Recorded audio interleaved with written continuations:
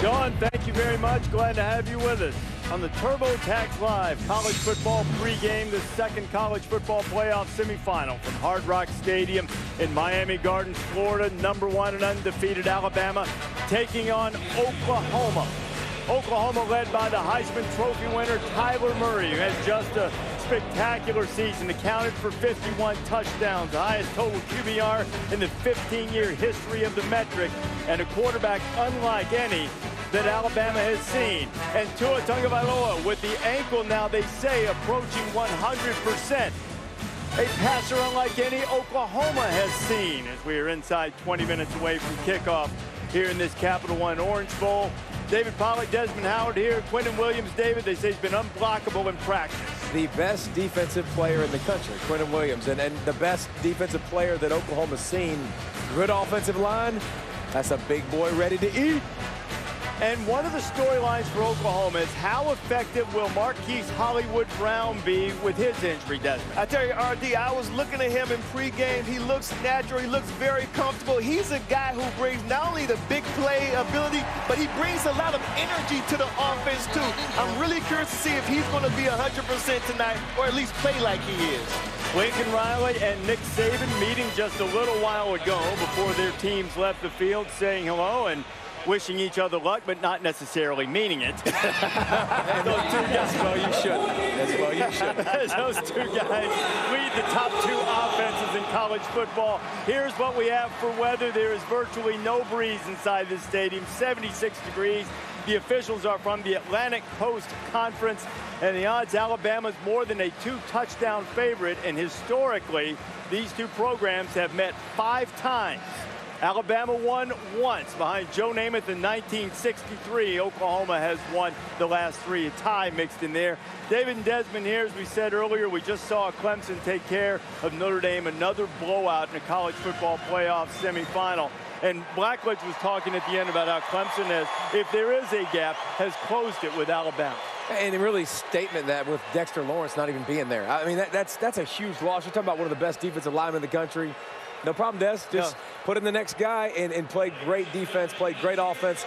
Talked about Trevor Lawrence all year long. We talked about ETN. Yes. Trevor Lawrence showed you why he was ready for that moment and why this team is ready to play for a national title. And the thing about Trevor Lawrence, don't forget, this year, last time they had Kelly Bryant at the quarterback position, they felt as though he couldn't throw the ball effectively, consistently enough to get them over this hump. So that's why they started Trevor Lawrence throughout in the middle of the season, and that's why Kelly Bryant transferred. Now we understand why Trevor Lawrence is the starter. He threw the ball very well against Notre Dame tonight. He looked like he was like a 3-year starter. It's filthy. And now Trevor Lawrence will try to become the first freshman starting quarterback. I know Tua was the winner last year, but the first freshman starting quarterback to win the national championship since Jamel Holloway did it for Oklahoma and did it in the Orange Bowl. Different stadium, still in the Orange Bowl. Now, we've had 7 of the 9 college football playoff semifinal games all time decided by double digits. 4 of them now decided by at least 4 touchdowns. Do we get something much closer tonight, Des?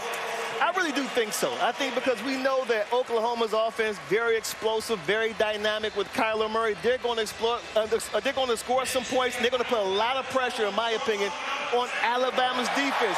The key to me, David, is can Alabama sustain drives, win the time of possession, use the running backs, because you want to keep that high-powered Oklahoma Sooners offense with Kyler Murray on the sideline. Well, and that means Oklahoma's defense better step up. Yeah, that's we've true. seen them very true. Time and time again, it's a shootout because their defense doesn't step to the table. Yeah. We saw a pulse from this team against West Virginia, against Texas, creating some turnovers. If they don't, they're going to get stomped. They have to create some of those extra possessions. And just not forget last year, too. The pace that they came out with Oklahoma suffocated Georgia. They suffocated them. Yep. Can they get off to a fast start? It's going to be important to get off to a fast start against Alabama. You're right. Yeah, this Alabama defense is still really good. It's not necessarily what Nick Saban has had in some of the vintage years, and it's certainly not as deep up front. So I think that's going to – this is almost in some ways like a tempo game, almost like basketball in some ways. How fast will the game go? Can you hold serve? Can you get a couple of breaks? And not by breaks, I don't mean like turnovers. I mean like breaking serve and getting the ball back without the other guy scoring. Well, and there's a difference, too, between being a dominant defense that never let LSU cross the half Oklahoma's not used to being stopped, period. They're used to scoring almost every single possession. This is a defense that's going to get stops. They're going to find ways to get to Kyler Murray. They're going to create havoc. Quinnen Williams is not going to be blocked by one person. You better put two on him. They'll create some of those negative plays, and Oklahoma will have to respond and make even more big plays. I think that Alabama's defense is going to have to weather the storm initially because you're going up against an offense that's very explosive, very dynamic, and they run up-tempo. It's going to take them 2 or 3 series not only to get used to the speed of the offense, but to get used to the speed of Kyler Murray. This guy plays like a video game player. It's unbelievable. Once they make that adjustment, I think they'll settle down and they'll be okay. Everybody puts in a few new wrinkles when you've had as much time off as these two teams have. For Alabama tonight, you've seen a little bit of it. Watch for what they call the Aqua package with both Tua Tagovailoa and Jalen Hurts on the field at the same time. And it'll give them a chance to get some of the quarterback runs. And the one thing, you mentioned Oklahoma improving on defense. They've gotten some hits on the quarterback. There's Joe Namath, the last quarterback to lead the Tide to Where's victory. Where's the fur coat, though? Is it too hot in Miami? Broadway Joe, my guy, Broadway Joe. Johnny Bench is here, too, Baseball Hall of Famer and guy from the state of Oklahoma, Dan Marino, one of the great quarterbacks, Pro Football Hall of Famer here. And Bob Stoops, who joined us on College Game Day. What I was saying is Alabama's cognizant of protecting Tua from hits low. We'll see what happens. Game is on the other side for Miami Gardens. Alabama wins! Of course, them. Always them. There are many books that tell you how to be successful. Hardly any tell you how to stay that way. Day by day, there you go. Year by year, challenge yourself. They prevail and persist. They rise and remain. Not back here. They never left. They're back too. But who would have believed it? They did. In the flash and the grind, the scheme and the grit, and the result. Kyler Murray! Oh, mama! How do you replace a legend? By becoming one. How do you go one step further? By doing what you couldn't do a year ago. At no better moment. Alabama. Oklahoma. The time is ripe.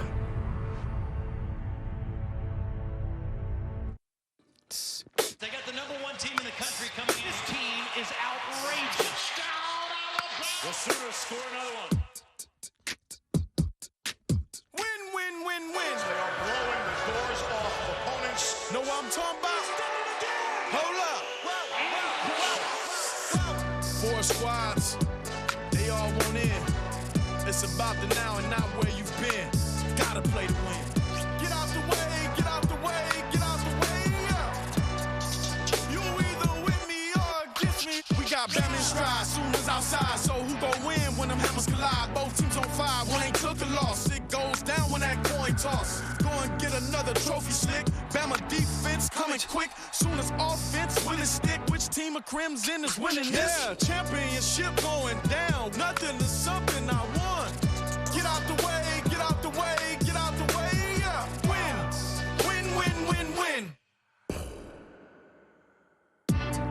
A playoff matchup that fits Miami. Sizzle, star power, glitz, and grit. Alabama and Oklahoma, a Crimson collision for just the 6th time in history.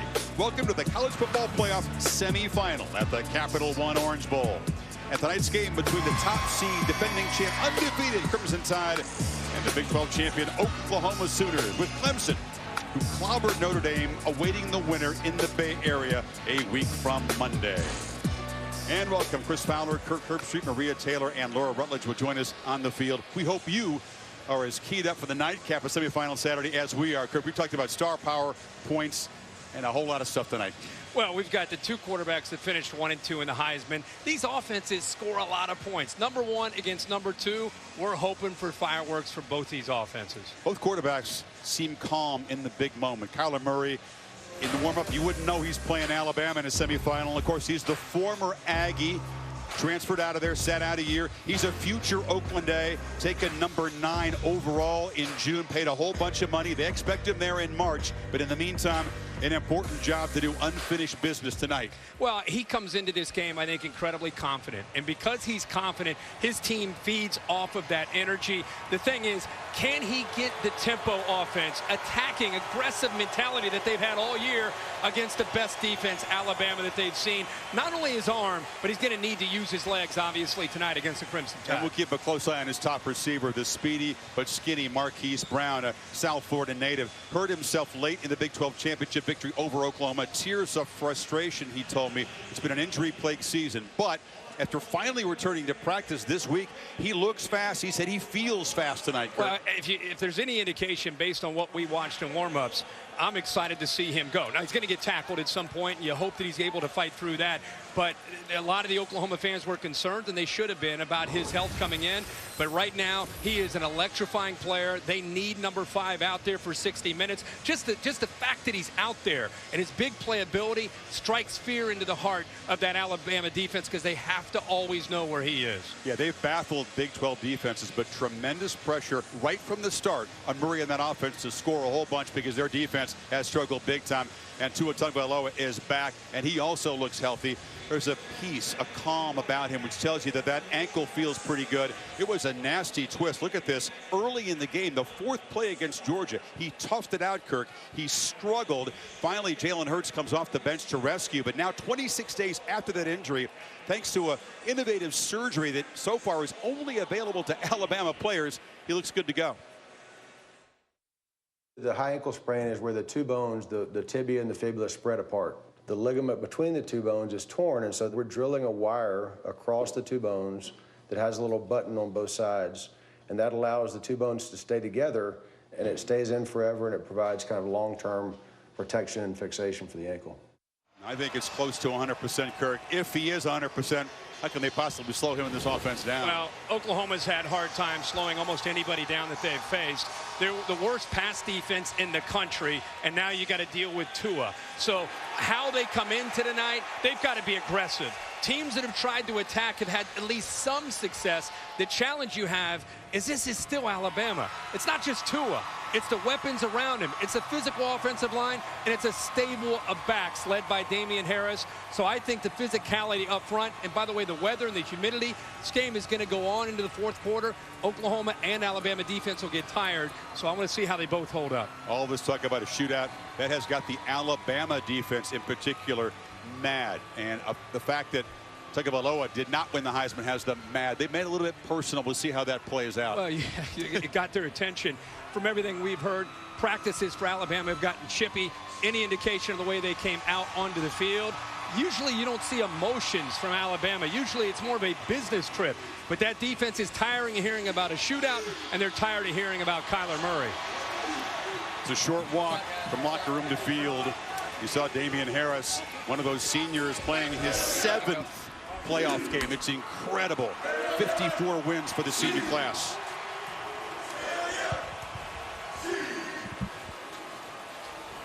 Saban a step away from perhaps playing for his 7th national championship. Tide, the biggest favorites, 14 points in the history of the college football playoff. The same place where they routed Notre Dame to win a national title in the pre-playoff era.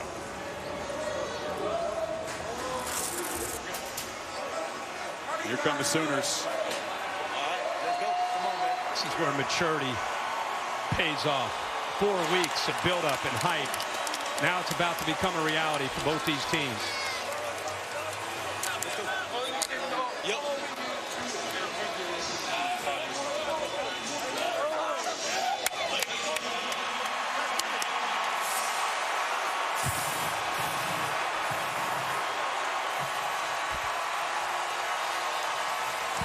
Hard to tell from looking who has the crowd edge. It's crimson all over the place, but the Tide faithful making plenty of noise early. And there is Kyler Murray, so incredibly calm despite the huge challenge tonight. He has a powerful belief in himself. If they don't win tonight, is this perhaps the last chance to see him in a football uniform?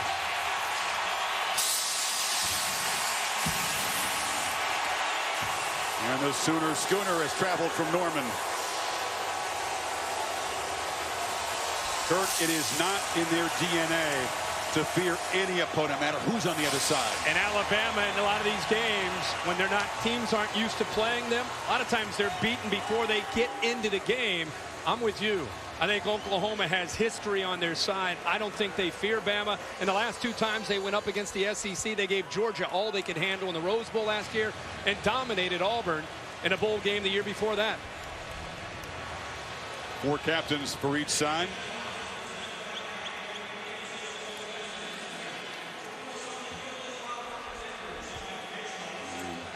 Guys kneeling in prayer on both sides. It's an ACC crew. Dwayne Haight is the referee, and all-star officials around him, and he'll preside over the coin toss here. Gentlemen, congratulations on your selection to the College Football Playoffs semifinal game at the Capital One Orange Bowl. My name is Dwayne Haight. This is Jim Eckel of the Atlantic Coast Conference. Today, the coin will be presented to us by the president and chair of the Orange Bowl Committee, Sean Pittman. Thank you very much. Oklahoma, you're the visiting team. You're designated to call today's coin toss. The coin we'll be using, this side is heads. It's the Capital One Orange Bowl. On tails is the College Football Playoff semifinal logo. Oklahoma, what is your selection? Tails. Tails is called. It is tails. Oklahoma, you've won the toss. Deferred. Oklahoma has won the toss and has deferred their option to the second half.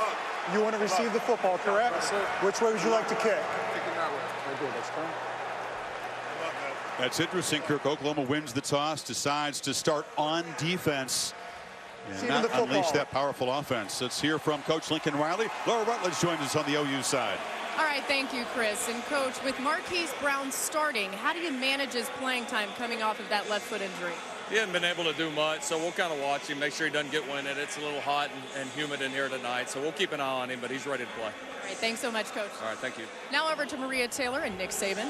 All right, Coach, the last time we heard from Tua, he said is about 85% strength. What have you seen from him in warm-ups and over the course of your preparation that leads you to believe you're confident in him?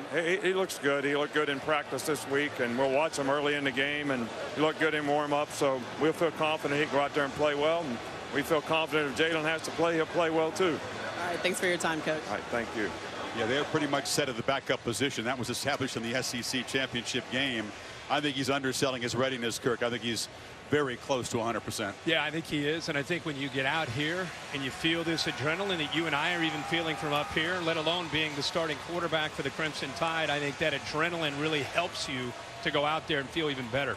Wiley mentioned what you did, the humidity. These are summer-like conditions here. It's not been like this during the week of practice. So this is going to be a situation where the stamina and the depth of both teams are tested. I think that, especially if this becomes a shootout and this game goes back and forth and the offenses are playing well, and that's a lot of people expect that with the 2 highest scoring offenses. That's really when the conditioning, mentally and physically, the conditioning could be a factor in that fourth quarter. And that OU defense, because of their decision at the coin toss, on the field first. Austin Seibert, the senior kicker, all-time leading scorer at Oklahoma, to boot it away. Josh Jacobs, part of that deep and talented running back contingent for Oklahoma, is in his end zone. And that's where most of Seibert's kickoffs land. Rarely does he allow a returner to make an impact. Here we go. A spot in the championship game in just the 6th Alabama-Oklahoma game.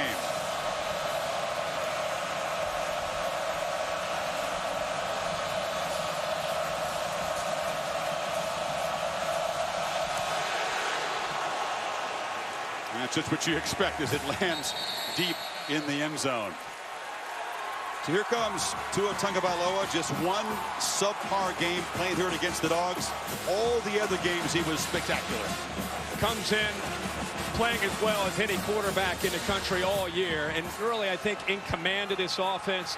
Keep in mind, as much as we talk Tua leading into this game, I think it's the offensive line and Damian Harris in the backs. Test that Oklahoma physicality and then go to Tua in the play action pass game. It's a deep rotation. All these backs have very fresh legs. Damian Harris, the senior, gets the start. And Tagovailoa, play action, zipped across the middle. Catch made by Devontae Smith. And the man who had the last word last season, catching the championship-winning catch, makes an electric opening play. Run pass option, a big part of this defense and offense and what they like to do. He's watching those linebackers. They commit down. He pulls it out. What a great route by Devontae Smith. He wins on the quick slant, but a great read by Tua on that first play. Seeing those linebackers come down, told him to pull that ball out and make the throw. A 50-yard gain. Tide threatened immediately. This is Harris. Plows straight ahead. Big question whether or not they can slow down the run. And then, of course, the concern of the secondary, we just saw it. Devontae Smith, the hero last year in the championship. You know, he had a hamstring in the Missouri game. The month off has really helped him. He's fast. He's back to 100%, the speed, the vertical threat. And here shows what he can do after the catch on the quick slant. So many explosive big play weapons for Tua to choose between. 2nd and 9. Harris breaks a tackle right at the line and falls forward. Will set up a 3rd down and 5. Well, if you're Ruffin McNeil, the defensive coordinator who took over for Mike Stoops after he was let go after the first Texas game, you got to be thinking we've got to try to attack the line of scrimmage. We've got to take our chances. We can't sit back and let Tua just look into this defense and do what he needs to do. We have to try to be aggressive. Let's see what they do here on this first 3rd down of the game. Not showing pressure pre-snap. Don't bring it. Tagovailoa, easy pitch and catch. It was Harris out of the backfield. He's got a 1st and goal. They set back in zone, and the good thing about Tua, like all great quarterbacks, anticipates the coverage and gets the ball out. He's reading this corner right here. When the corner settles and sits back, he knows he's got his back out in the flat, and he gets it out there right away. Especially since it's into the boundary, you don't have time to wait and hesitate. Great read, quick read, and he throws an accurate ball to give Harris a chance on 3rd down. Bama devastating down here. OU really struggles in these situations. Almost never are they able to keep a team out of the end zone when they get close. In fact, they're dead last in the entire country. 130th in red zones and touchdown efficiency. And here comes Alabama, one of the best. And there goes Harris. They clog the middle. He's knocked down. Now is a scramble for the football. Did it come out? Oklahoma says it's a turnover at the 1. Kenneth Murray came running out of there with the football. Chris, Damian Harris was fighting to get yards. Curtis Bolton was 18. Turnover. Yep.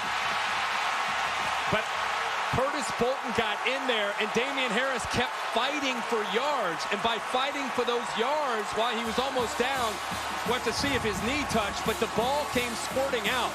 18 does the job. I think they're going to take another peek at this one, obviously. You saw Harris stretching the ball out as his legs were getting near the ground. See, he's trying to fight for those extra yards. I think he's down. I don't know. It's very close. And early work with this ACC replay crew. We'll take a break.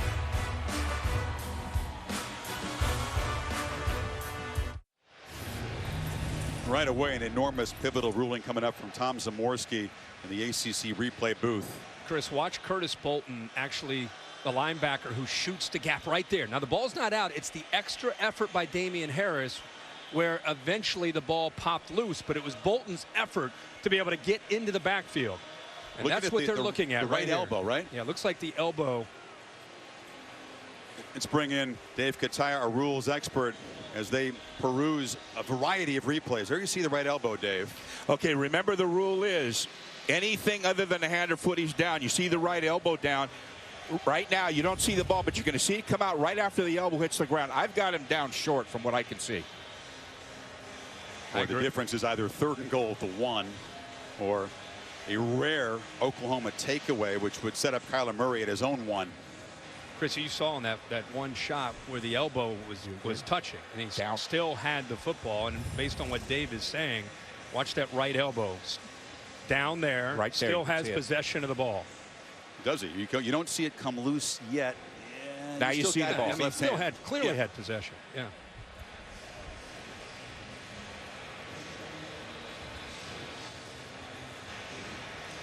The key is you lose sight of the ball for a split second, but then you see it again. Come back, yeah. And he's got control of it, so he's down. There were so many very close replays in the Cotton Bowl between Clemson and Notre Dame early in the game. Especially early. Now we've got one here. That were pivotal. Yeah. Harris, he doesn't fumble. These Alabama running backs flat out don't fumble. And by the way, you talk about what Oklahoma has to do defensively to kind of stay around in this game and have a good night against Tua. The three things are creating a turnover, getting red zone stops, and third down stops. I mean, if they're able to hold up here, that would be huge. After review, the ball carrier's right elbow was down prior to the ball coming loose. It'll be third and goal from the 1.5-yard line. Just what you guys figured, and so a reprieve for Harris, who goes back out there on this 3rd and goal from the 1. Yeah, and now the defense that came up with a big stop, and all the emotions, now they got to come back out on the field, and the ball is inside the 1-yard line. That's a tough blow emotionally. Now they got to bow up here on a big 3rd down. 7th play of this opening drive.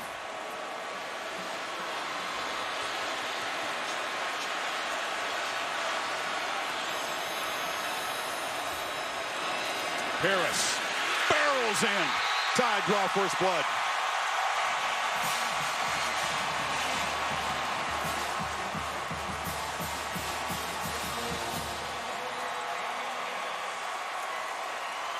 The huge play to Devontae Smith on the opening play for 50 yards set the stage, and then it's power football. Yeah, the right side blows up the Oklahoma defense. They actually get a little penetration once again from Curtis Bolton, but that running a style of Damian Harris gets him low enough and strong enough to be able to fight through the arm tackle and take it into the end zone. Oklahoma won the toss, chose to play defense first, and that is doubly deflating. Kurt, not only do you give up an opening touchdown and put immediate pressure on the offense, but you thought you had a takeaway. Yeah, that's what I was saying earlier. You get that stop, you're over on the sideline high-fiving each other. They do the review, and now you got to go back out onto the field. But, you know, Oklahoma, it's early in this game. They had such confidence in Kyler Murray. This is their kind of game. Not to say that they intentionally give up touchdowns. They're just used to that being the kind of game. And they knew coming into tonight, this is going to be a game that potentially can go back and forth. I think it is important because you're trying to establish some confidence. You need to have a response here from the Oklahoma offense. 11th time this season that Saban's offense has scored on the opening possession. The Sooners have also been a fast starting crew. They're used to this position of needing to score a whole bunch of points. You won't be rattled. Well, he welcomes the challenge. The freshman, Joseph Bulovas, to kick it away.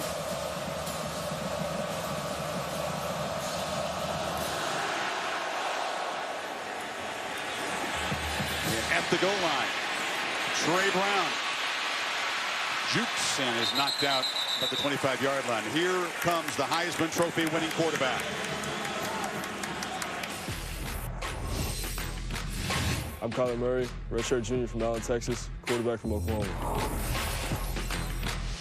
Won the Heisman. No quarterback has ever won the Heisman and then led Oklahoma to a national championship. The A's have stayed in the background during this Heisman winning season wisely, I think. And let this man focus on football. Trey Sermon is to his right. Murray with the keeper. Bumped into a blocker and picks up about 4. Here's the Chick-fil-A impact players, Kurt. Oklahoma, of course, has a lot of weapons, a lot of potential. Creed Humphrey, the center, because he has to go up against Quentin Williams. He's a freshman. Keep an eye on him. Talked a lot about Marquise Brown and his health. There's a look at Quentin Williams, one of the top players in the country. Could wreck this entire Oklahoma package in the middle of that defense. Murray averages more than 7 yards per carry. Got 3 that time. On second down, looking to throw. And cannot escape. Dragged down by Anthony Jennings.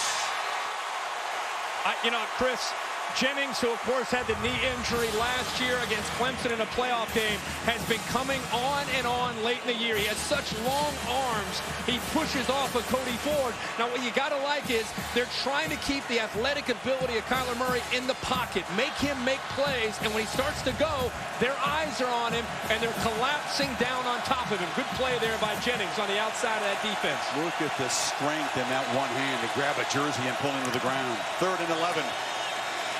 Murray from the pocket, hit and knocked down again. It was Christian Miller on the blitz.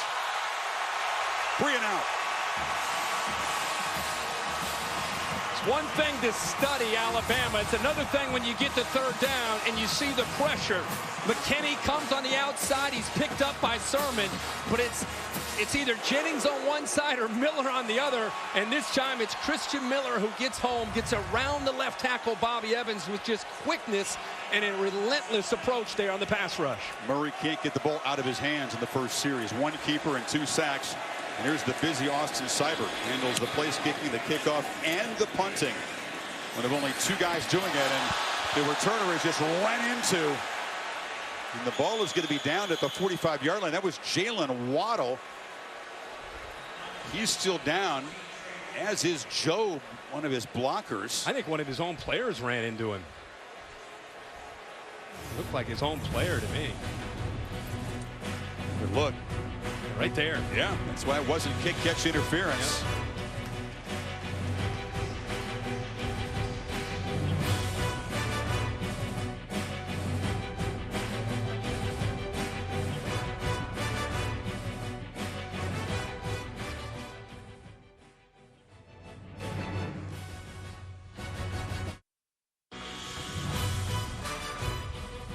The Capital One Orange Bowl, brought to you by Capital One.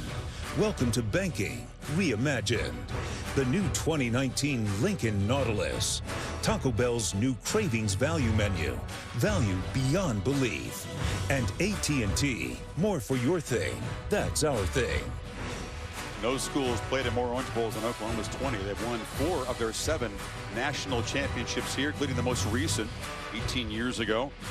Bob Stoops unleashed the defense against Chris Weinke and the Seminoles. They've lost a couple here, though, since then. And after a 35-yard punt, Emma back on offense. Jalen Waddle looked to be okay after getting run into by Joe, who was slower to leave the field. And 2, we're looking to throw one first down. It's Smith again. Makes a catch for about 9. Maria? Well, Chris, it certainly looks like Tua Tagovailoa has not missed a step at all, and that's a lot considering the fact that just a month ago he had surgery on that ankle to stabilize it. I mean, that was December 2nd, and the 4 days after that, he was completely immobilized, and it turned into consistent rehab 24/7 for the next 10 days. Head football athletic trainer Jeff Allen says that even when he was in classes, he had his stem therapy with him, and he's been working at it rigorously here at the playoff as well, guys. Yeah, he's 3 for 3, Maria, to start as Jacobs carries for a short gain and the first down. He starts very slowly on the treadmill. You check out the lateral movement. And again, the point of that surgery is not just to get him back on the field quickly. It's to make that left ankle more stable and, Kurt, less susceptible to high ankle sprains. You would have loved to have that operation when you were playing. Yeah, I would have. I actually had a very severe ankle early in the year, my senior year, and it just kind of lingered the entire year. This procedure is incredible, and if it holds up, I'm sure there are going to be a lot of coaches and GMs around the league in the NFL. They're going to take a look at that. Jacobs gets loose on the edge and is slung out of bounds after a solid game by Kenneth Murray. That procedure, you know, that's some people talking about how Tommy John procedure kind of got started and what it became. Think about how many high ankle sprains, whether it's, you know, NFL, MLB, NBA, tennis, you name it. Jalen Hurts had the same thing this year. Yeah. Tackle Jonah Williams has gone through it as well. Developed in Birmingham. That's why it's an Alabama procedure. Tagovailoa play action, slings it far side, and it's a strike to Irv Smith. The tight end dragged down at the 25. Another first down. Boy, Irv Smith is an athletic tight end with wide receiver skills. He's matched up here against Trey Brown, who's their best cover man. How about that route? He gives him a kind of at the top of the route, a stem inside move, gets separation, and there's the accuracy and the timing from Tua. But a great route there by the big tight end, Irv Smith, at 6'4", 260 pounds. They fake it to Najee Harris and get it to Jacobs in space again. Gets a block. Still fighting. It's another first down. Time back in the red zone. And you start to look at this accuracy. Alabama fans know this feels and looks different from Tua. I mean, he's in rhythm. He's getting the ball out. Good effort there by Josh Jacobs. And the weapons just keep coming. Now Najee Harris steps in. I think because of this heat, humidity, Mike Locksley and Nick Saban are rotating backs a little bit more than they normally would because of how hot it is here. Najee Harris, who averages almost 7 yards a carry, he takes his turn. He's got the football, and the man who was on the field in the crucial moments of that win over Georgia gets an early touch here. Yeah, he wants to get his hands on the ball. This has not been the kind of year that he envisioned. He ended up averaging close to 7 yards a carry, but with Damian Harris and especially Josh Jacobs playing so well, his carries diminished somewhat, but incredibly capable. He will more than likely become the face of that backfield next year. A serious early test for an embattled OU defense.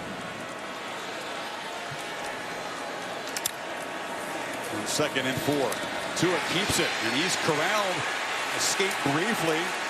Sooners finally need about 7 dudes to get into the ground. Robert Barnes on the tackle. Here's a test of that ankle. And see, that's where you really get the test, because he hasn't been tackled since the game against Georgia. I mean, he's been working out, and people have been staying away from him.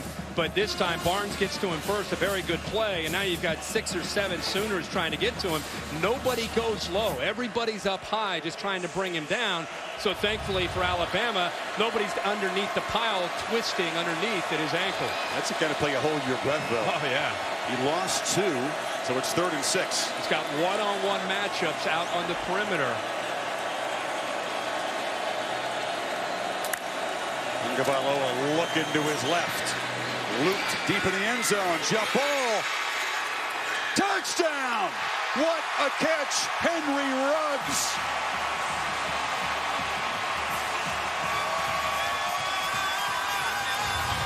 A clinical start for the Crimson Tide. You know, look at that effort. The ball is thrown well. It's actually really good coverage. But Ruggs, who's known of all the receivers, he's known to be the guy to go up and fight for a football. Here's an example. Tight coverage, has that football. I don't know. And wants to see if he has possession of the ball when he comes down. It's a wonderful job by Brown, just like you're taught never to gave fight. up on it. Never gave up on it. This is the referee hat cam. The issue is control when that foot is still planted in the end zone, and a second critical early replay review. If it's incomplete, it's 4th down, so we'll bring in Dave Kataya. What did you see from those angles so far, Dave?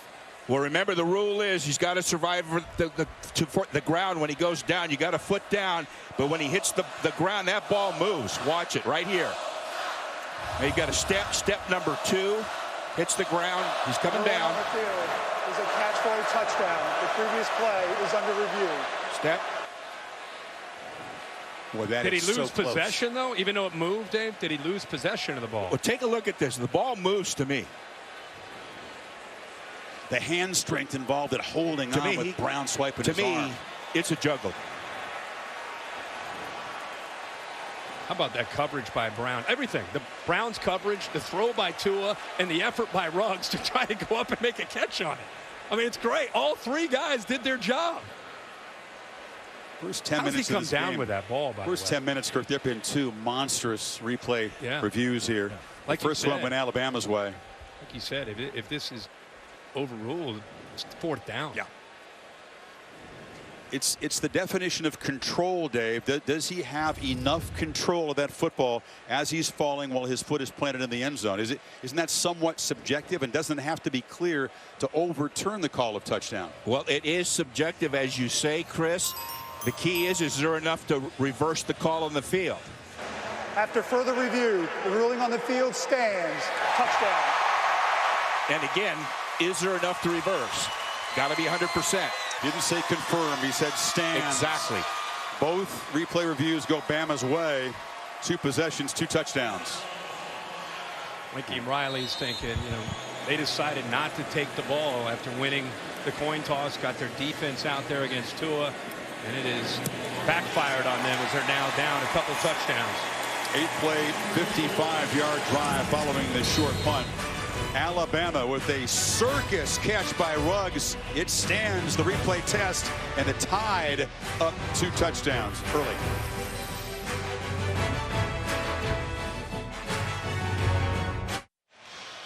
Warm, steamy night in Miami. Our aerial coverage provided by Goodyear. When you put in the hours, the reps, and the heart, nothing can keep you from being blimp-worthy. Goodyear, more driven. Alabama has driven the field twice for opening touchdowns. And if there was pressure on Kyler Murray and the OU offense coming in, Kirk, it has just been ratcheted up big time. Yeah, and they knew coming in that their own defense would have a tough time defending Alabama. They don't get hopeful of turnovers or occasional stop on 3rd down. So this is their kind of their DNA of this season. They'll have to respond against a much tougher defense, though. Brown from the 4 breaks free and shows his elusiveness and sets up the Sooners out across the 35. And go back to that first drive. Alabama did a very good job of defending the athletic ability of Kyler Murray. See the eyes. Really good job here by the secondary. Savion Smith as a corner here again, doing a good job, not getting upfield, squeezing down against the speed and respecting what he can do with his feet. They know how he can extend plays, and I think that time Kyler Murray on 3rd down just holding the ball too long before Christian Miller comes up with the first sack of the night for the Crimson Tide defense. And worse news for Murray, there was an illegal block in the back on that kickoff return, which is going to cost them 20 yards in field position. It was on Isaiah Thomas. So Brown, who is the man who made that return, is on the field, and that's even worse news for one of their better defensive backs. That's their best cover man. Kyler Murray loves a challenge. He's got a huge bunch right now. He's got it. Hasn't got rid of the ball yet. This is 4 Oklahoma plays, and it's a scramble and 2 sacks. Laura? Kyler Murray very frustrated on the sideline, Chris, and Lincoln Riley came up to him and said exactly what Kirk just said. You're holding on to the ball too long. You got to get it out quicker. Kyler talking to his own line, asking if they're okay and saying they need to go out and get it this time. Also, every time Alabama gains yardage, as Kyler watches on the sideline, you can see the intensity in his eyes. It's an offensive line that was voted best in the country, the Joe Moore Award. After an 8-yard gain, finally someone other than Murray touches the ball, and it's a first down. Well, this offensive line, look at the career starts with Evans, left tackle, Powers, look at 40, 35, the freshman now up to 12. The right guard, Samia, he's been around for a long time, 47 starts. So they're a veteran bunch, a confident bunch. But I'll tell you who's tired of hearing about them is the Alabama defense. And you could see the intensity that they're playing with here early in this game. This is Marquise Brown, but that ball just fired into the turf as Quinnen Williams picked it up, and now it's run into the end zone. There's no signal yet. Touchdown. Xavier McKinney picked up, but this was ruled on the field apparently. It's a forward pass. He threw the ball from the 20-yard line, and the ball landed at about the 18.5. This is a forward pass. I'm not sure why they didn't stop play. Well, when in doubt, they want to let the play out, but that wasn't even close. That was pretty obvious. By the defense for a touchdown. I think the Sooners are going to get a replay review that they like finally. Yeah, I mean, like I said, he threw that ball from about the 20. He said you're clueless. The ball's at he's about the 19-20. Watch where the ball lands. About the 18.5. It's not even close to being backwards. That'll be turned over. Yeah, but it's even with the line. That's also a pass, not a backward pass. So yeah. So when in doubt, they want to look at the throw. More to the point, though, with Williams bearing down, he just buried the nose of the football in the turf. That's the bigger issue if you're Oklahoma is Murray's feeling that heat. You see Quinnen Williams give him a little nudge there after the throw. And I feel like Kyler Murray right now is feeling the presence of the Alabama rush. He's never done that this year. He's been the guy that's dictated things against the defenses that he's played. But, you know, we've been saying it for 4 weeks. This is a different defense than what he has faced in the Big 12. And he knows that coming in. But I think early in this game, I think they're in his head a little bit. Well, Quinnen Williams was certainly in Lincoln Riley's head. The game wrecker, number 92, the man that he most feared on that Alabama defense, the Outland Trophy winner. The pass was forward, therefore it's an incomplete pass. Second down. Please reset the game clock to 4 minutes and 42 seconds. 4-4-2. Sooner fans thinking, okay, you give us the obvious one. The two close ones both went Alabama's way. I want to go back to Quinnen Williams. You were just talking about him. You're talking about a guy who is come on this year to be one of the best defensive players in the country. Very slippery, 6'4", 290 pounds. He's the modern era inside defensive tackle where he uses quickness like an Aaron Donald with the LA Rams to get around people. He's not that big old Alabama 340, 350-pound guy that's eating up space. He's athletic in the middle. So 2nd and 10. And the Tide swarm the backfield, and they drop Sermon for a loss. That was Isaiah Buggs. And there it is. He's head up on a freshman. Keep in mind, this is a freshman. Quinnen Williams right here just disrupts the play. In fact, he puts the left guard, Ben Powers, on his back. 3rd and long, and it's a downfield shot. This is Brown, but it's overthrown. He was closely covered there by Jared Maiden, and it's 4th down. They really haven't even tried to start the running game. And we could talk about Murray all we want, but if you've watched Oklahoma, in Lincoln Riley's system, it's more about the running game with Sermon and Brooks on early downs to get their tempo going, to be able to put them in position, to be able to be aggressive with their passing game, play action. And right now, they're more about the pass and on the perimeter than they are about trying to run the ball, and because they're losing the battle up front. They force Brown to just alter his route enough that he couldn't catch up to the football. Waddle is healthy and out there, makes a fair catch on that punt. And Bama back to work from their 38 of 14.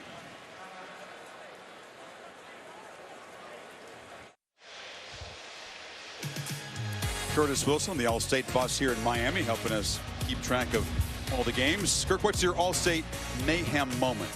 Well, the All-State mayhem moment is going back to the SEC championship game when Jalen Hurts ended up bringing the Crimson Tide back to win that game 35-28. What a incredible story of Jalen Hurts and his perseverance.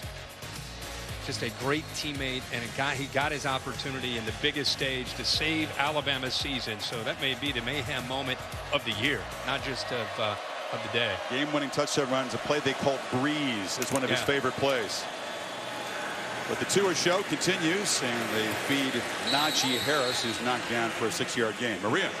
Well, Chris, we've heard Kirk talk a little bit about the heat and how it could affect this game. Here on the Alabama sideline, I can see the trainers going to ice towels and putting them on top of the heads of players, and also a lot of guys using oxygen. Isaiah Buggs came over and needed it. Damian Harris, as he got back on the exercise bike. And Nick Saban said it takes the big guys a little bit longer to get back into playing shape, and I think we're seeing a little bit of that as they try to get ready on the sidelines to go in, guys.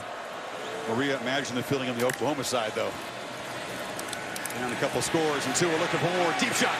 Judy catches it at the 15-yard line. The South Florida native makes a big play. Well, you leave them one-on-one, and this is what can happen. Trey Norwood on the inside, 13, has moved to the safety spot. And it's Jerry Jeudy, the top receiver in the country, one to Biletnikoff. Alabama's been coming up with big plays all year in the passing game. It's tough to leave these guys one-on-one, and Jeudy makes them pay for it. And by the way, Tua has not missed a pass, now 7 of 7. But Jalen Hurts is a quarterback, and Tua's split out wide left. They call this the Aqua personnel group. First snap for the hero for the SEC championship game. Sooners bring pressure, ball out quickly to Harris, who's got blockers. And he barrels down for another first goal. You can hear the reaction from the crowd. The Alabama fans excited to see number 2 get a chance to get back there. And right away, I'm sure Oklahoma sees Jalen Hurts, and they're thinking, oh, Jalen Hurts, maybe he's going to run the football. But no, he gets the ball out quickly, gives Damian Harris a chance out in space where it's tough for Oklahoma with blockers out there to slow him down. First and goal. Only one football. Every member of this Tide offense wants it right now because it looks like whoever gets it's going to score. Hurts sliding to his left, lowers the shoulder, and still driving down near the 1. They can't quite push the pile to the end zone, but they got close. And he also had help from his lineman. Remember, that's legal. You can push the ball carrier from behind. It looked like Lester Cotton, the senior, was involved in there. Damian Harris trying to help him out.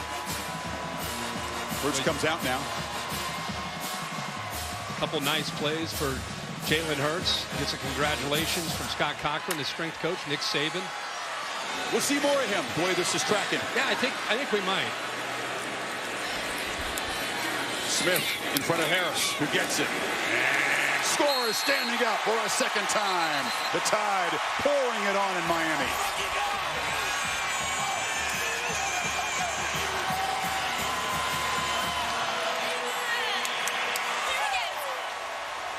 Three possessions, 3 touchdowns, Kirk, and the total yards stand at 191-0 at the moment. Yeah, they're in command, obviously, of this game, and could not ask for much more from their offense.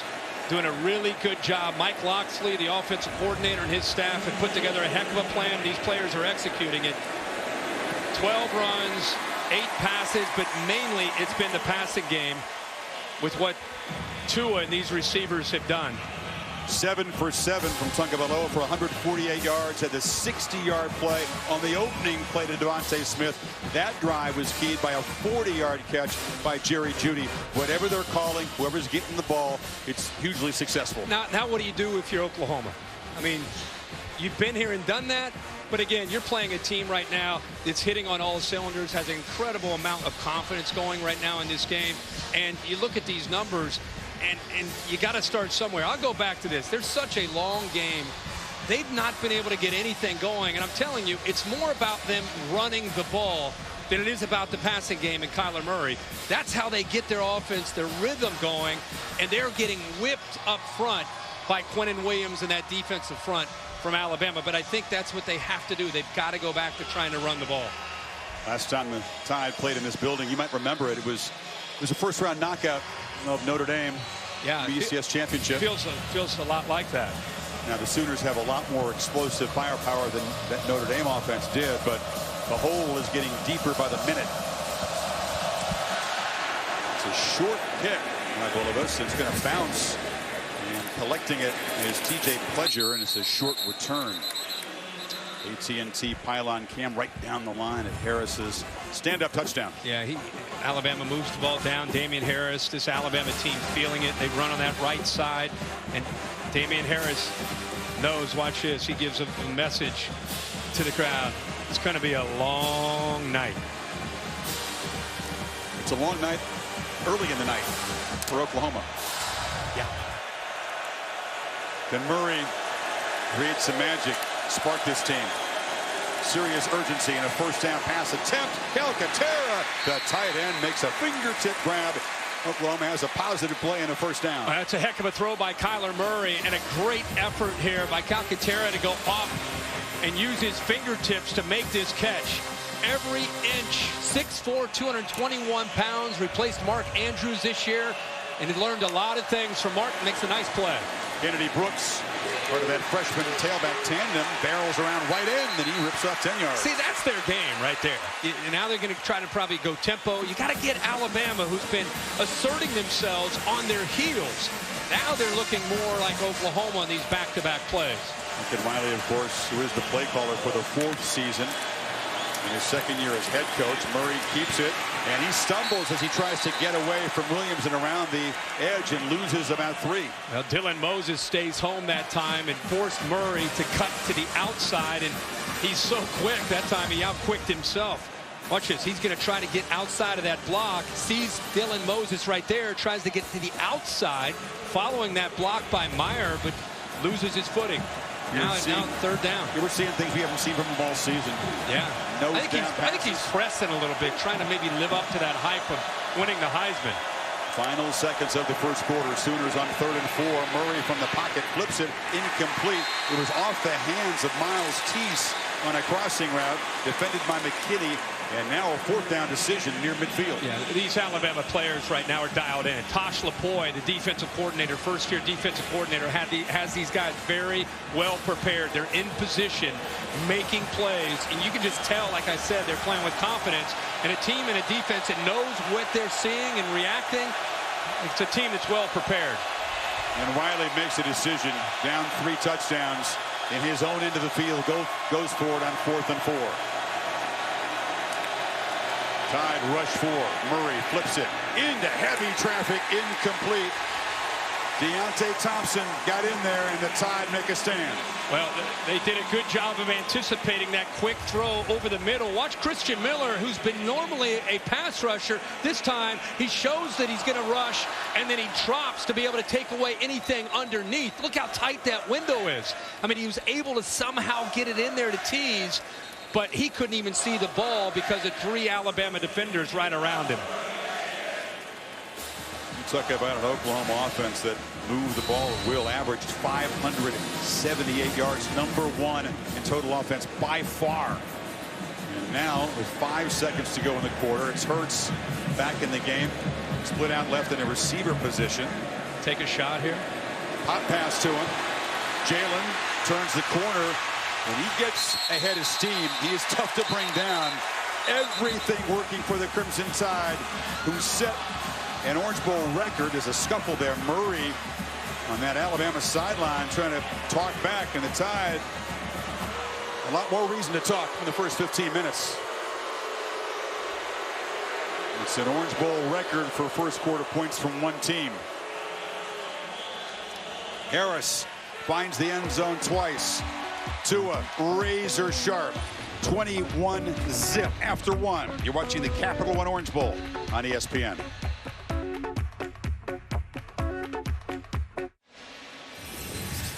Lincoln Riley playing the role of a corner man whose fighter, Kirk, has been knocked down 3 times in the first round, trying to rally everybody. Even the injured guys are in that huddle. Yeah, the entire team. And I think he senses, obviously, the urgency right here. They've not done anything to slow down Tua. They're on the verge of being down 28-0, and unless somebody steps up and makes a play. 200 yards of offense for the Tide in the opening quarter. They brought Hurts in motion, fake it to him, and Jacobs plows ahead for a first down. The 31. Tua is off to a great start. 8 of 8. We've seen a little bit of everything. The RPO on the very first play of the game. Run pass option. Linebackers came up. He made a great read. Recognition. Gets a one-on-one matchup with Jerry Jeudy. Takes it and throws the ball incredibly well with the accuracy. Here, another great throw. Incredible catch by Ruggs. And this is something to see on that throw. They went low, and he was able to still make that accurate throw. Tua's in the slot. Hurts has the football. He pitches it to Jacobs. That was a terrific play by Trey Brown off the corner. Yeah, Trey Brown on a corner blitz, trying to bring a little bit of pressure, maybe trying to get after the quarterback, Jalen Hurts, but instead sees that quick pitch out to Josh Jacobs and able to set the edge to that defense. Plenty of the aqua formation, and Mike Locksley is going to take over as Maryland's head coach after this playoff season. Some wrinkles early, Kirk. Yeah, it's some wrinkles because he knows he can always go back to one-on-one chances out on the outside. You know, he pretty much has his entire playbook open right now, calling anything and everything. The tight end motions into the backfield to block for Jacobs, who runs to the right.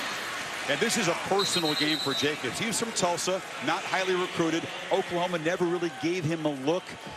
He came as a rare 3-star recruit to Tuscaloosa, and he has made it personal against the Sooners tonight. Yeah, he has. I was talking to him at practice a couple days ago, and he was fired up, talking about how much he knows a lot of these players from that Tulsa area.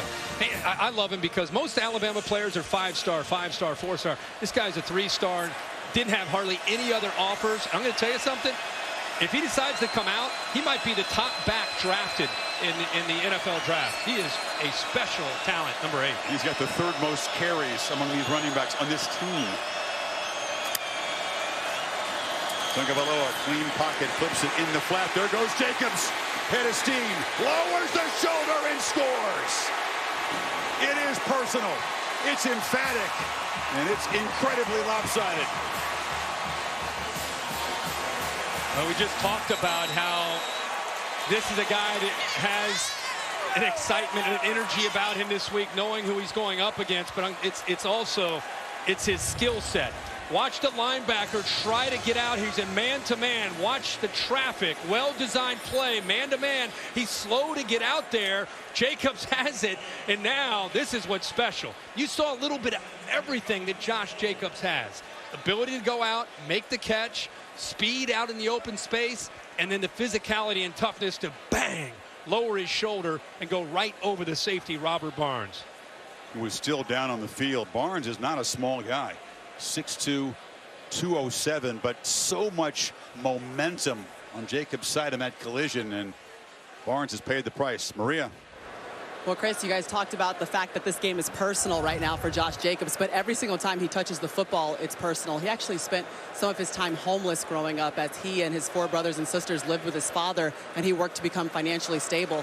He always told himself that he was going to go to college and make a way for his family. He has a young son named Braxton who's at home in Tulsa, Oklahoma right now, and he grew up in a very rough neighborhood. He said he's lost 2 cousins over the last 3 months, and he wants people to know that someone great can come out of that city. So he's carrying on the legacy of his dad, Marty Jacobs, for his son, Braxton, and so far, so good tonight, guys. Many sources of inspiration for that man tonight. And I'll tell you, one of the more personable guys.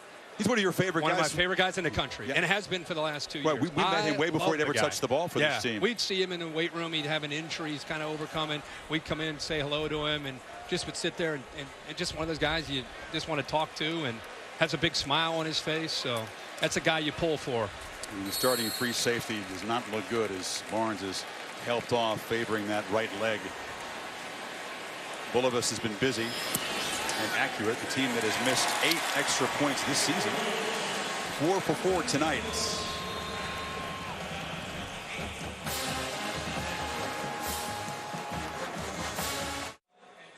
Want to stay up to date? Hey Siri, what bowl games are coming up? At 1 p.m. Eastern, number 11 LSU scores up against number 8 UCF in the PlayStation Fiesta Bowl. That's all I got, my Siri impression. We're going to be in Pasadena, Washington, and Ohio State in the Rose Bowl, 5 o'clock Eastern time on New Year's Day, and then Texas and Georgia in the All-State Sugar Bowl. Another SEC Big 12 collision. This one so far emphatically for the SEC. Yeah. Georgia's probably watching this game, I would think. Thinking, why not a rematch? Some of us saw that a little earlier. Trey Brown makes a fair catch. You can't play the what-if game. I played the what-if. I'm first guessing, that's all. Well, Kyler Murray has struggled 1 of 5, 18 yards, sacked a couple of times, and it's been unsettling. The impact has been obvious on him.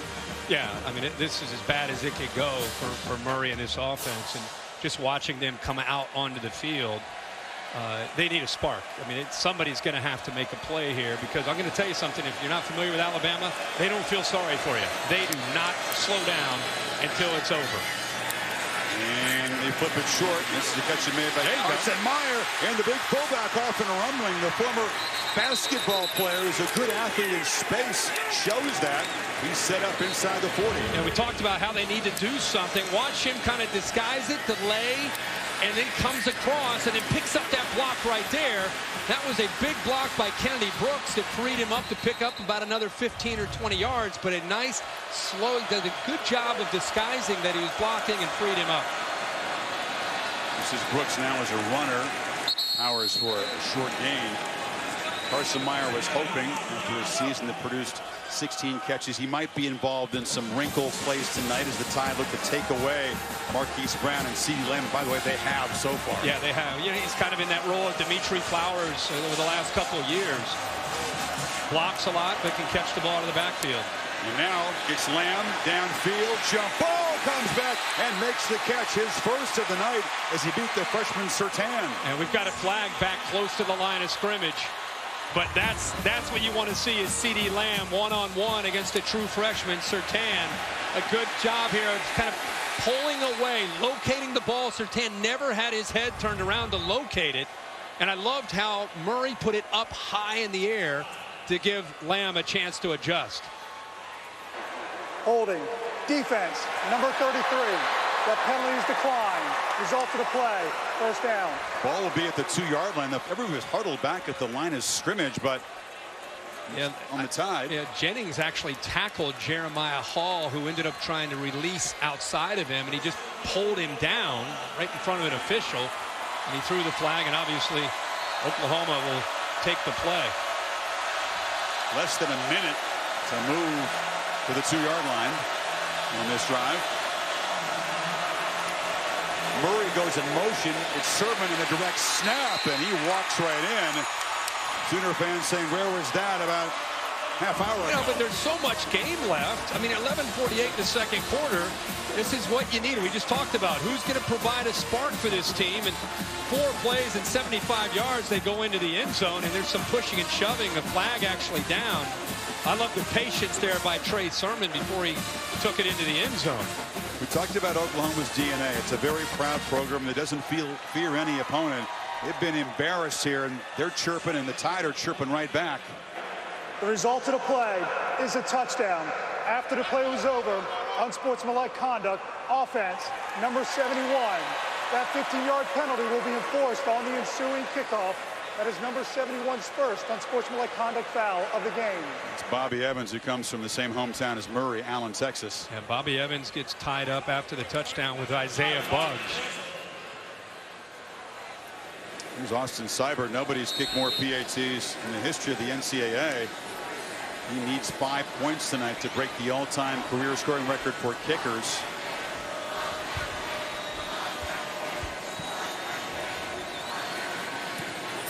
Well, it comes 4 touchdowns behind, but that was quite a drive for OU. It was. They had a nice pass to Meyer, the big throw down the field to CeeDee Lamb, and then the direct snap to Trey Sermon, who waits patiently, finds the hole in the backside to get the ball into the end zone for the touchdown. And we've got another flag that's come down. That was well after the PAT. Already Oklahoma was going to have to kick off from the 20. The try is good. After the play was over, dead ball, personal foul, unnecessary roughness, number 75 of the offense. That penalty will also be enforced on the ensuing kickoff. That's Drew Samia, so 2 different offensive linemen with 15-yard penalties. Samia looks like he's in with Dylan Moses, 32. See, he came in high. They're pushing each other. That's a really good look at it. And that's right in your lap. Your family room frustration. There. Sooners finally on the board, though. And they're fighting back.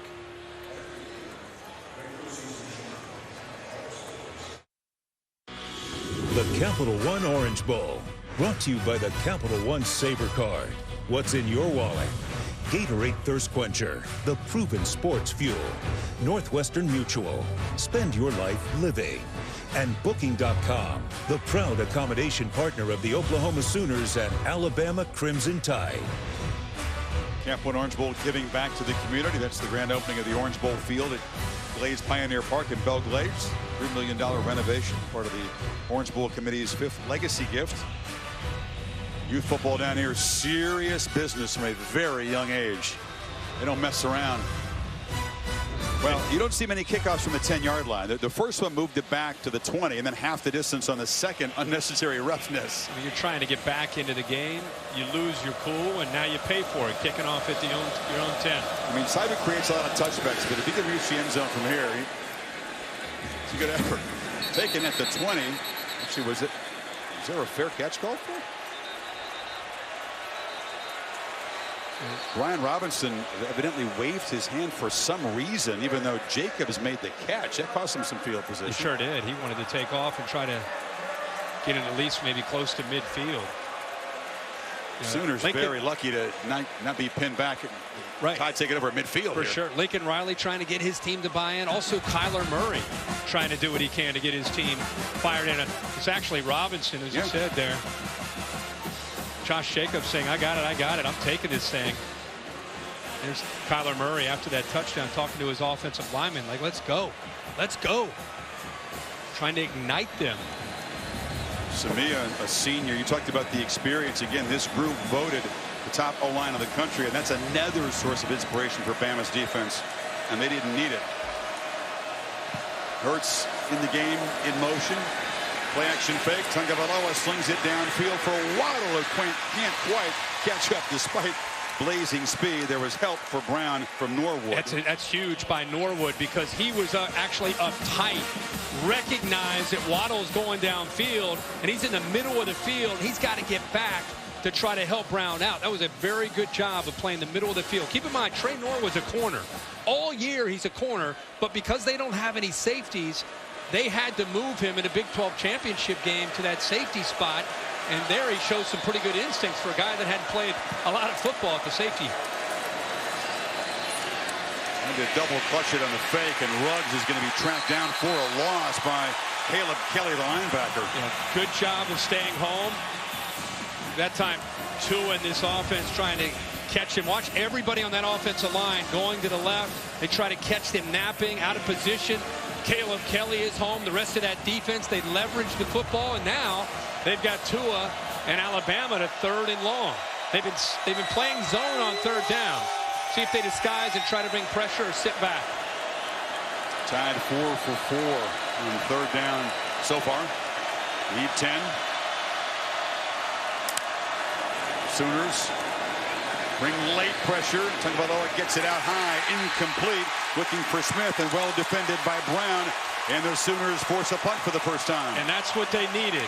That's what this Oklahoma team needed. They needed a touchdown to stop the bleeding, and then they rely on this defense to come up with a stop. Trey Brown, pretty touchy, pretty tight coverage there. Does a good job, and Oklahoma's defense gets off the field. First time we've seen that all night.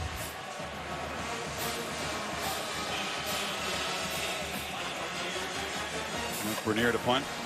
Only 38 punts all season long by this Alabama team. It's a low one, not particularly good. And taken on the fly by CeeDee Lamb. He had a head of steam, but he was stopped right there at the 50-yard line. Good tackle of his Ruggs flying down. Well, you saw Clemson Tigers booking their spot in the championship game Monday, January 7th here on ESPN. Presented by AT&T. Levi Stadium in Santa Clara, California. Clemson and Bama perhaps for the 4th consecutive year in the playoff. It's a big possession to me because of the way Oklahoma, how quickly they can score and how they've done that. If they're able to put another touchdown up on the board, now all of a sudden they start to really get some energy back after being down by 28. This is Brown, his first chance at an offensive touch tonight, and he dropped it. You know he wants to play well here. I'm sure he's got a lot of family and friends from this region in Hollywood, Florida. Talked really the last month about his health and his status and whether or not he'd be able to play. You could see his head peeking up, trying to find out where Shaheem Carter was before he's able to hold on to the football. Took it about a guy, Kirk, that has 7 receptions of more than 40 yards this season. 1,000-yard receiver. Not himself so far, mentally. Such a thing as being too keyed up to play in your home area. Yeah, Lincoln Riley got there just before the snap and walked over to the official and called a timeout. You saw the play clock winding down. Murray didn't. Talked about the fact that this offense has faced urgent situations so often this season. Once again, down by 3 scores. They feel urgency.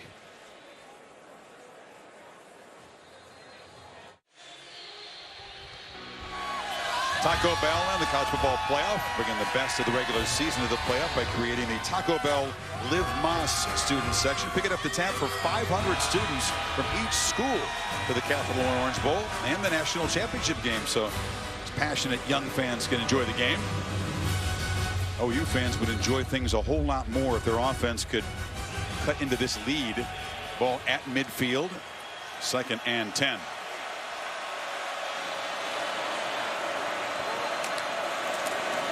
Murray, it's a flea flicker, gets it back from Sermon.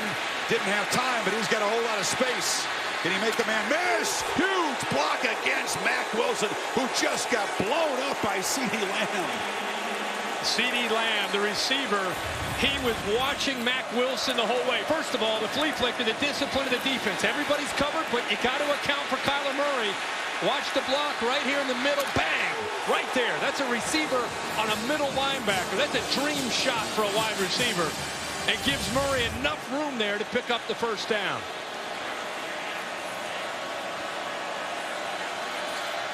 Those kind of blocks can really ignite a team and get their emotions going. Good effort there by Lamb.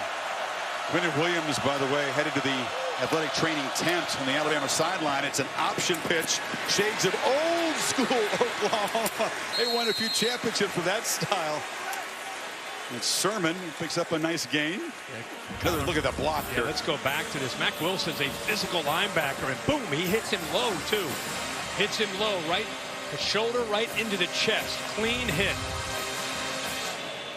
Lamb, he's the physical blocking receiver, also a great speedy playmaker. Yeah. That's 7 on the option play. Now it's Sermon trying to get to the edge. Tide stringing out. And he's going to be shoved out of bounds by Fedarian Mathis, who's backing up Williams, who's, again, on the sidelines. Well, I thought Trey Sermon would have just lowered his shoulder there near the end of the play and just tried to get to that first down. Instead, he's kind of dancing.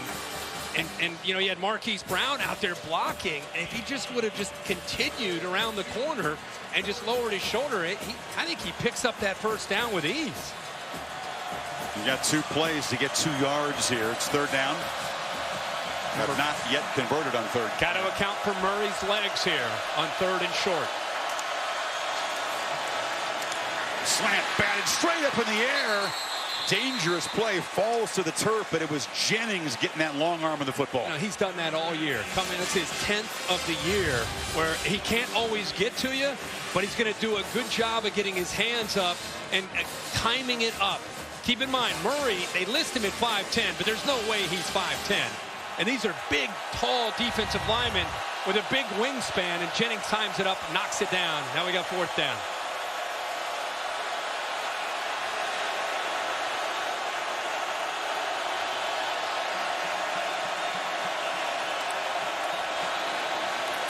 From the pocket, Murray flings it far side. It's a back shoulder fade, and Lamb makes the catch as they convert to the 14. They go after the true freshman. Lamb, you know, he just had that great block. And Marquise Brown gets a lot of attention. I think Lamb's their most complete receiver. Really has grown up here in his 2nd year for the Sooners. High tempo, Sermon barrels ahead. This is more like it. This is what Oklahoma has looked like throughout the season on offense. Yeah, that counter play where they're able to follow that left guard and left tackle. Sermon has good patience there. He's healthy now. He's had an ankle a lot of this year. It's good to see him healthy. You're right. This is the kind of Oklahoma attack. And I love the guts there on 4th down. Instead of just looking for a short throw, they go downfield. Murray took a look downfield. Now tries to make something happen with his legs. Cannot get the corner. Well played over there by Savion Smith. Yeah, Savion Smith just making sure to use the sideline as his friend. You get out there against Kyler Murray in space, and I know it's Alabama, but still, it is tough to bring him down one-on-one, and that time Smith did a nice job of using the sideline to his advantage. And finally, Kirk, with some 1st downs, the Sooners able to test the stamina of the Tide defense with some tempo. Subs on both sides. It's 3rd and 5. Well, Calcaterra is a good weapon right here in this area. Slot left, looking that way, throws for him in the end zone. It was behind him. He's made some tough one-handed catches. Including the one that sealed it against Texas. Couldn't make that one. 4th down. No, he was covered by McKinney.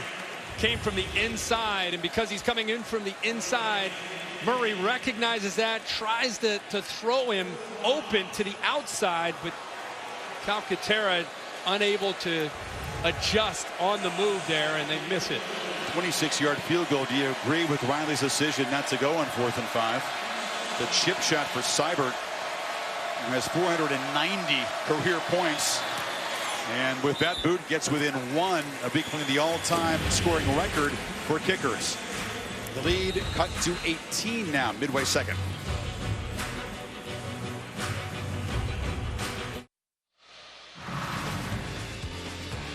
Our score 28-10. Alabama, 10 straight points for the Sooners. Aerial coverage provided by Goodyear from the end zone to the uprights. Nothing comes between hard work and a goal. Goodyear, more driven. So Seibert's automatic for the 3, Kirk. 4th and 5 against this D is iffy, but you know, if you're playing the long game, the odds of coming back in this game, touchdown, field goal, massive difference there.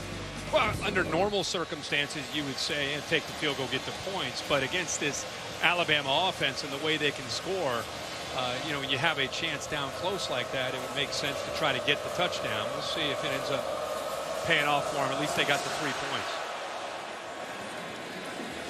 Got to stop the last time. Capital One rewarding performance. This a tremendous start for this Tide offense. Everything they tried worked. Yeah, everything. It's been a very balanced attack. Tua's had an incredible first half. All the talk about his ankle and how he would hold up. He's been great. 10 of 12, 184 yards, couple touchdowns, spreading the ball around. It's a heck of a catch and run after the catch by the running back Josh Jacobs. Was right over top of a safety and into the end zone, right over Robert Barnes. Remember that last time out, Oklahoma had a 3 and out. Jacobs runs left. More Rutledge. Well, Chris, after Oklahoma finally did get a stop, their entire mannerisms changed on the sideline. They were pumped up. They were excited. Before that, exhausted and on their heels. The message has been, don't look at the scoreboard. Just continue to play like this and get one stop at a time. They are, of course, without their starting safety, Robert Barnes, who's dealing with a right hamstring injury. And replaced by Patrick Fields, a freshman, number 10. Jacobs at a crease and barrels out for a first down across the 35. Yeah, another nice move there by Josh Jacobs. You got 2 tight ends right now in for Alabama. They've been spreading them out with receivers. Got a feeling that Mike Locksley right now, based on the way this game is, the ebb and flow of it, look at the clock. Would be a great thing for this offense to do is get physical and try to eat a little bit of this clock and have a nice long drive. We're feeding on hand of the inspired man tonight. Jacobs just makes Parnell Motley whiff in space. Yeah, there's 2 things there that you like to see. Number 1, the effort and the block here by Devontae Smith coming from the left on a crack block right there on Trey Norwood, and then the shake. I mean, that's a video game shake there. Keep talking about Josh Jacobs and how much we like him. It's Motley trying to come up with a tackle, and instead he almost has to come up with a slide kick in soccer. Slide tackle. A smile from Jacobs after that run. That felt pretty good. Yeah. 2nd and 3. He's got it again. Quick penetration, and Jacobs picks his way. A flag comes out. That's a hold. Jacobs goes to the 44, and now there's a scuffle. Caleb Kelly ended up on top of Hentges, the tight end. Yeah, well, there's a hold by the right tackle, Wills, that'll bring this back. Holding. Offense. Number 74. 10-yard penalty from the previous spot. 2nd down. I don't know what he was thinking. He just grabbed an Oklahoma defensive lineman. I think it was Gallimore, and just threw him. Saban was lobbying, by the way, for a personal foul, Kirk, after the play on Kelly. Here's the penalty. Watch this. Just throwing him to the ground. You can see off the left of your picture, 84 and 19 wrestling. No call on that one. It's the first penalty on Bama. Nick Saban should be hot after that because, like I said, they wanted to. He's making some notes. They wanted to go 2 tight ends to get physical and kind of control the end of this first half. 2nd and 13. Play action. Slant and a fingertip catch made by Smith. He's a yard short of the marker at the 45. Yeah, they went back to the run pass option. Linebackers bid up. You see one of them right there, Bolton. And again, when he sees those linebackers, he's got the option to either hand it off, or if the linebackers come up, he pulls the ball out and throws that quick slant. And a good effort there by Smith to extend and come up with that catch to set up this 3rd down and short. Bama offense just making every play that you can make. Jacobs now in Wildcat as Tua is shifted out way to the right. High snap, and the Oklahoma native barrels forward, another first down into OU territory. You know it's coming, and you still can't stop it. And now they can get back to being able to just run that football. Right tackle that time, Wills makes a great block the entire right side, and the tight end Hentges gets up to the 2nd level and makes a nice block on Kenneth Murray. Sooners had some backup defensive linemen in the game. Now they shuttle the starters back in. Jacobs and Najee Harris flanking Tagovailoa. And on the play action, Waddle makes the catch in space. It's another first down. It went after Fields, the freshman. Barnes' replacement that time. Everybody talks this year about Tua and this offense and how great Tua is. The difference in Alabama this year is what's around Tua.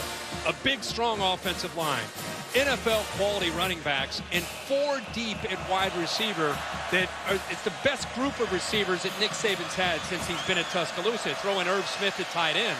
They needed a distributor, and that's what they got in Tua. On the blitz, they flip it. in the flat, and Jacobs just tries to hurdle a Sooner, ends up getting carried out of bounds as Trey Brown said, no, you're not jumping all the way over me. Jacobs is feeling it. Now, Trey Brown is from that same Tulsa area that Josh Jacobs is from. You're right, he goes up trying to get to that first down marker.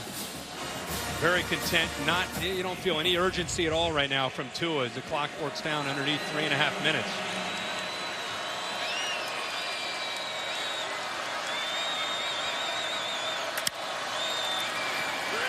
Action, short one, and just in front of Trey Brown. Judy able to grab it, and they move the sticks again. 14 for 16 is Tua right now. He's in a groove. I don't think if you're Bama, you want to give Kyler Murray much time to work with. You know, some methodical drive.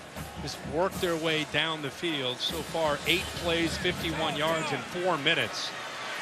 Chew up as much clock as they can.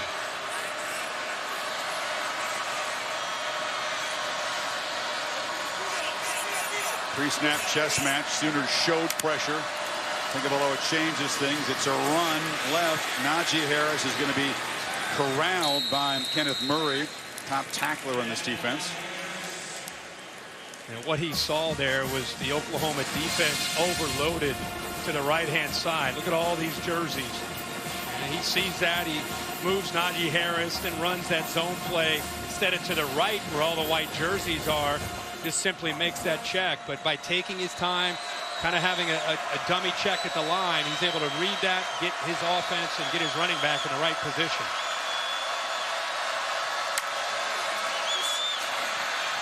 Again, in the flat, Harris tries to hurdle another Sooner, knocked down by Fields right at the marker, just inside the 10.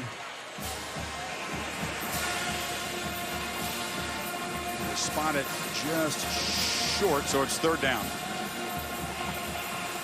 You're right. This is a totally different tempo. Yeah, you just working. You knew when this drive started, you knew what they were going to try to do, and they're close to 6 minutes that they've eaten up on this drive. We talked to Saban about this. Do you throttle back, trying to keep the ball away from Murray, or do what you've done all year? He's elected to do what he's done all year until now. Yeah, this drive, he knew it. Jacobs again. Lincoln Riley comes down and calls another timeout. You know, once again, Tagovailoa split out wide left with Jacobs in position to receive the Wildcat snap. 309 yards from this Alabama offense. He got 50 on the opening play to Devontae Smith. They can sprint right past you, but they can still smash you too, and that's what we've seen on this drive. Yeah, and I think that's what makes this offense just so good. Most of the attention of this offense goes towards Tua, the wide receivers, how they spread you out. But I think because they can still be old school Nick Saban, that I think probably scared Oklahoma as much as anything, is if they just decide to go into 2 tight end set and get physical, what do you do to stop that other than trying to put 8 or 9 guys at the line of scrimmage, and now you're susceptible to the deep ball and one-on-one coverage. And for a minute there, Oklahoma was threatening to cut the lead to 14, had to settle for 3, or chose to settle for 3. And Alabama has clearly regained firm control of this. 3rd and 1 after the timeout. Tagovailoa back at the quarterback position with Jacobs to his right. They don't need much, maybe a foot. And now they shift and a false start. So as offense, number 74, 5-yard penalty, 3rd down. Those Wills again. They tried to get a little cute in 3rd and very short. Saban will take another note. We've seen this over the years. Doesn't matter the score.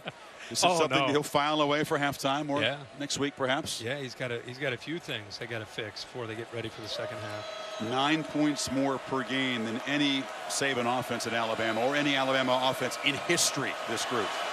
Been seeing a lot of run-pass options with a quick slant. Reading those linebackers who look like they're coming. On 3rd and 6. Saban runs down and calls a timeout. The play clock was at 1. He noticed it. To the execution, not what he would hope for at the end of this long march. You mentioned Oklahoma will get the football to begin the third quarter after deferring. He says we needed that much, Wills, before your penalty. Right. Well, coming up, stay tuned for the Indeed halftime report. We have Reese Davis, Desmond Howard, David Pollock, buddies from Game Day on the field. They'll highlight some of that Goodyear Cotton Bowl dominant performance by Clemson and all the other games. What's the Big Ten doing so far in the bowl? Michigan today hammered by Florida. Yeah, I saw that, and I didn't get that final at Purdue. With Purdue ended up losing to Auburn. They're still playing? They're still scoring? That was bad. I think Wisconsin won, and Minnesota. Wisconsin hammered the Canes. Pinstripe Bowl. Yep. 3rd and 5 here.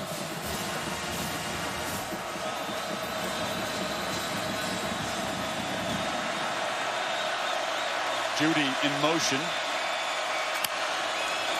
Tua over the middle, delivers, strike, Smith battling, stretching, and scoring. There is a flag down on the far side of the field, so hold it. Irv Smith, junior from New Orleans. If it stands, it'd be his 8th touchdown. Illegal formation, offense. Number 74 was not lined up on the line of scrimmage. Oh, boy. 5-yard penalty. Take out the notepad because Wills is in the doghouse even deeper now, Kirk. Boy, yep, you got it. He's got the pen out. Boy, 74's going to have a long halftime. You wonder, Nick, of course, can remember these things, but just to make sure he takes notes. Yeah, he does. Looking over at the right tackle. I don't know. I think Oklahoma may catch a break. The design of the play, they went right after the true freshman safety, Patrick Fields, who's in for Robert Barnes. Well, it was 3rd and a foot, or less than that. Now it's 3rd and 10. And Tua steps up. He's got room to run, escapes, hit. Doesn't matter. He's knocked down just short. It'll be 4th down, back where they were a couple of plays ago. Yeah, there's the ankle. Everybody wanted to see how his ankle is. And when he's healthy, you have to account for him on 3rd down if you're so worried about the receivers. But that time's the first time tonight we've seen him take off, and he did a very good job of coming very close to picking up that 1st down. But no, Alabama or Oklahoma brought the blitz. Nobody left to pick up Murray or Tua. Sooners haven't stopped anybody on 4th and 1 all season. Jacobs again in Wildcat formation, and they're getting cute down here. That was another false start. Damian Harris was lined up to the right side, and Saban just threw the card down that time. Well, he's clapping his hands, trying to get the ball snapped, and I think Damian Harris was anticipating that the ball was going to be snapped. I mean, a new headset, coach. That one got broken. It's in a couple of different pieces. Now it's 4th down now, and it's going to be 5. And you don't have to lip read very skillfully to know that he's not very pleased.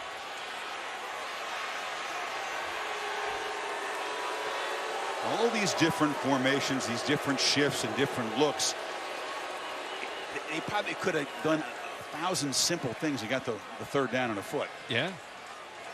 Yeah, I mean, you had the running back in. The plays worked all night, but he's clapping and waiting for the snap to come in. False start. Offense. Number 34. Oklahoma has declined the 10-second runoff option. 4th down. Yeah. Game clock will start on the snap. On the ready. Yeah, of course they want as much time. Right here, he gets in. He's kind of anticipating. See him on his toes. He finally just loses his balance, and Nick Saban's like, "Oh man!" Look at that. Watch the headset. Boom. You do that with a football, it costs you 15 yards. I don't know how expensive those things are, but they're going to need a replacement. So now, after all that, there's 3 penalties. It's Bulovas out to attempt a field goal from 38. Nick's mood will not improve if this one slides outside the uprights. It was close. They come away with 3. But I don't think that's going to calm Saban down too much. But 12 plays, over 7 minutes on the drive, and now they leave Kyler Murray with 25 seconds left. And a long walk from Mr. Wills to the sideline. Well, the College Football Playoff National Championship weekend in the Bay Area. Going to be the place to be, whether your favorite team is in it or not. Learn about all the events and festivities. Plan for the championship campus at collegefootballplayoff.com. Don't miss out on the biggest weekend in college football.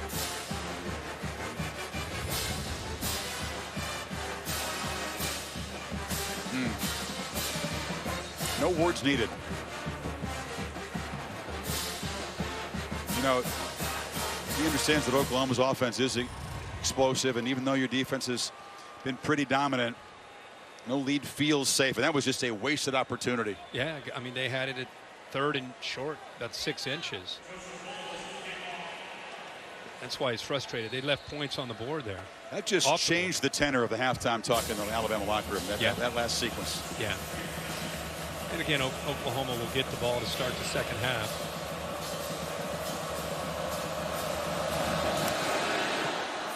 Bulovas boots it, and a fair catch made by T.J. Pledger. So 25 seconds. And got big playmakers. You feel Alabama's going to drop way back to try to deny Murray a chance. Look at that, only 140 yards of total offense. 22 fewer than any half all season long. With that being said, I think the last 2 or 3 drives have been better for Oklahoma than the way this game started, where they were just shell-shocked by Bama on both sides of the ball. Couldn't be worse than the way it started. Yeah.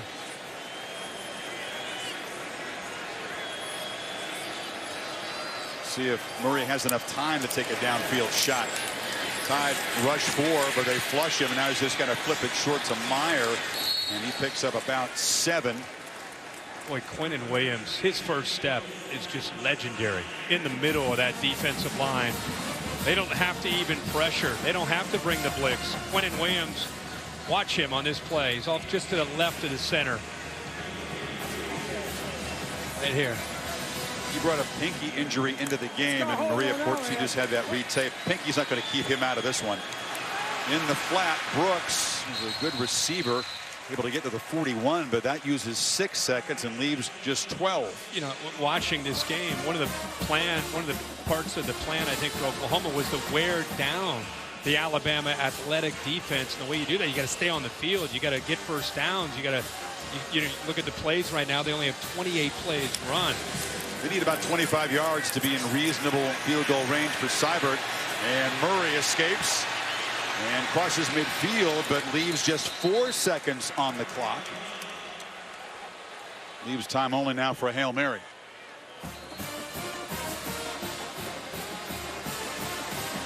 Very rough start for Kyler. He's 6 of 13. As a runner, 23 yards net. He's been sacked a couple times, in fact twice in that opening possession. 3 receivers out to the right. Sermon in the backfield. Tide rush 3, and they still flush him out. And he's not going to even be able to make a downfield throw. Still dangerous out here, but as time expires in a dominant first half for Oklahoma, Murray comes up short. A 21-point lead for the defending champions and top playoff seeds as they scored in their first 4 possessions. Let's hear from Lincoln Riley and Laura. All right, thanks, Chris. Coach, your defense started to gain some traction, and you get the ball to start the second half. How can you continue to get back in this one? Yeah, we've settled in and started playing much better now. We're moving it on offense. We've had a couple stops there defensively. It just obviously took us too long to settle, but we've got firepower, and we can make a comeback here. We got to go play our ball, though. All right, thanks, Coach. All right, thanks. Maria with Coach Saban. All right, Coach, you certainly started the game fast. What did you see on that last offensive possession, though, with those few penalties you had? Our last offensive possession, we got 3 penalties and killed ourselves. We had the ball at the 1-yard line. We could have scored a touchdown. So, you know, we got to keep playing. When you're playing against a team like this, there is no scoreboard. You got to play for 60 minutes, and you got to keep playing because they can score fast. Oklahoma gets the ball coming out of halftime. What do you need to see from your defense to start out the second? Well, we started out playing well early, but, you know, they've been moving the ball on us, so we're going to have to make some adjustments for the second half. All right, thanks, Coach. Thank you. And the philosophy is there's no scoreboard, but the reality is the scoreboard says 31-10 Crimson Tide at the break. End of the first half. Stay tuned for a look at last night's Capital One Beach Pass. Dave Matthews Band were on South Beach. The Indeed halftime report is right after these messages.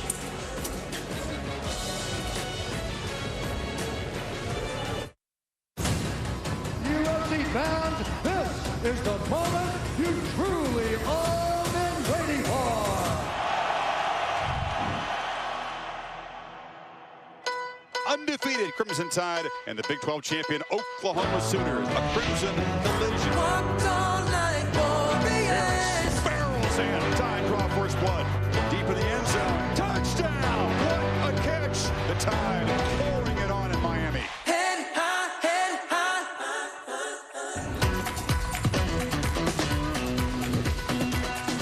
Set for the second half in Miami. College football playoff semifinal at the Capital One Orange Bowl. 21-point lead for the defending champs and the top seeds from Alabama. Sooners get the football first. But that man, Tua Tagovailoa, 15 of 17, almost flawless in the first half. And Kyler Murray, Kirk, in what could very well be his final night in a football uniform, will try to create some magic. This feels like must-score mode in the first possession of the third quarter. They won that coin toss deferred. Game got away from them early. Now they've been able to chip away. You're down by 3 touchdowns. If you're an Oklahoma fan, you're thinking, all right, Kyler Murray's been here. They've been down. They need a touchdown here. I'm with you. This is the way Lincoln Riley talked to his team at halftime. Guys, we're going to get the ball. We got to go right down the field, and we need points on the board to get this back to a 2-possession game. Riley was upbeat with Laura, and you would assume with his team, talking up the comeback chances. And let's begin with a touchback. Tonight's AT&T giving their best. Kurt? Yeah, we've been talking a lot about Tua in the offense. Let's talk about this defense. Quinnen Williams, just a dominant force all year, using his quickness against the run, also affecting Kyler Murray and his accuracy, making him step up. And even though he didn't get the sack, he still affected that throw. And of course, against the run, he's a dominant force. And then coming over to the sideline and getting that oxygen. But keep an eye on him, even live in the middle of the defensive line against a freshman center who's a great player in Creed Humphrey.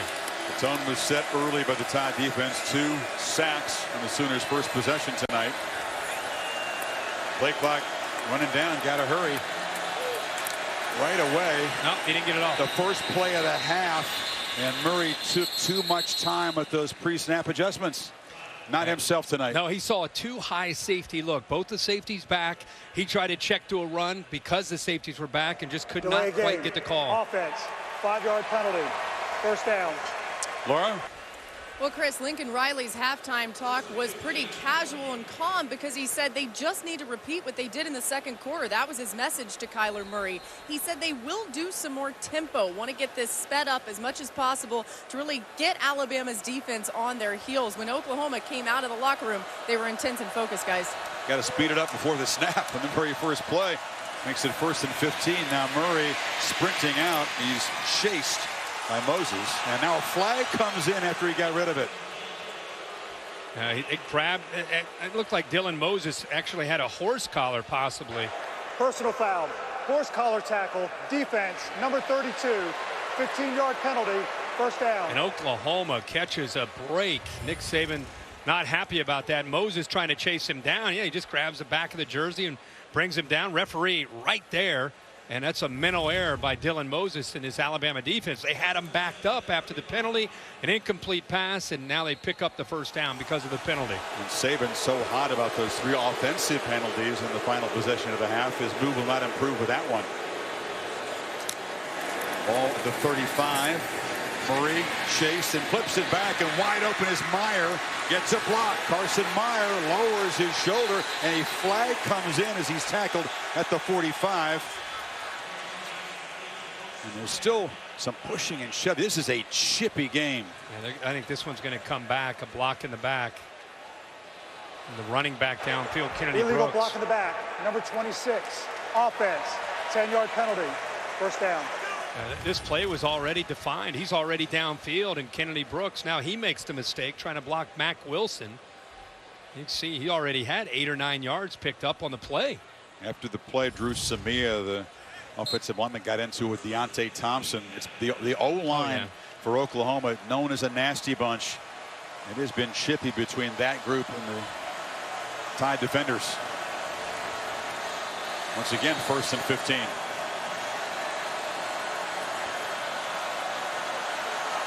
He's got to hurry. Snap it at 2. It's a keeper.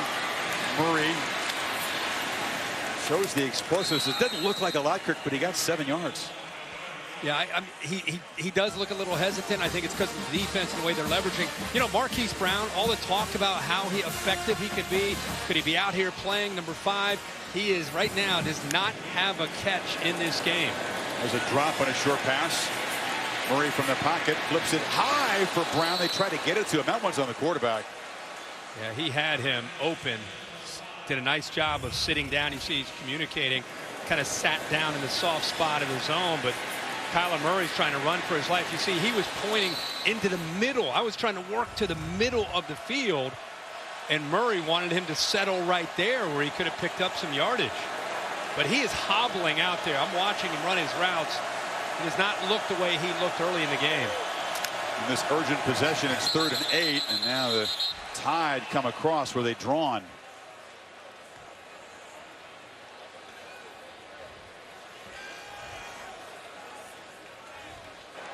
Ball start. Offense. Number 75. 5-yard penalty. 3rd down. Drew Samia is a terrific lineman, a senior veteran. He's had a rough night. He's frustrated. Right guard moves as the Alabama defense was beginning to move. If he would have just settled there, that would have been 5 yards for Oklahoma. 6th penalty for OU. They've frequently had penalty problems throughout the season, but they've been so explosive it hasn't really hurt them. May want to move him out of the pocket, or he's got to get rid of the ball quickly. They're coming after him. 3rd and 13. Here comes the blitz. Murray, nobody open, takes off, gets away from Jennings. You can see the suddenness. His feet earning the 1st down at the 46. Well, and the thing is, Jennings, 33, instead of rushing right here, he's actually sitting in the middle of that defense, but he does not have the speed to be able to sit there and try to spy Kyler Murray. Oklahoma did substitute, so Alabama could have slowed things down to get their subs in, but they use tempo and they find Lamb, and now the Sooners are in business. A 1st down inside the 45. And if you've not seen Kyler Murray play, it gives you an idea how strong his arm is. You know, he's running this sophisticated scheme of Lincoln Riley's, and he's known, you know, for some fans because of his athletic ability. He's a top 10 draft pick in MLB. That last scramble gives you an idea. But his ability to process coverage and use his arm strength from the pocket is exceptional.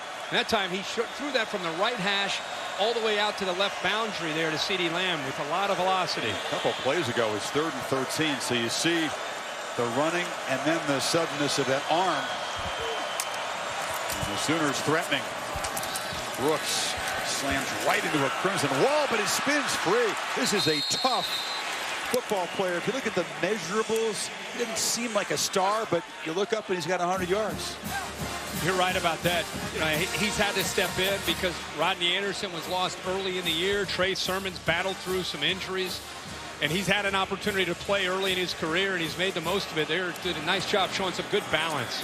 1,000-yard runner, and he's free again, and muscles down inside the 30, and now that OU O-line is starting to get a push. Exactly. They love that counter play, and to be able to run the counter play, the left side has to collapse that defensive line down, which they did, and that frees up the right guard and the right tackle to come around and make some blocks.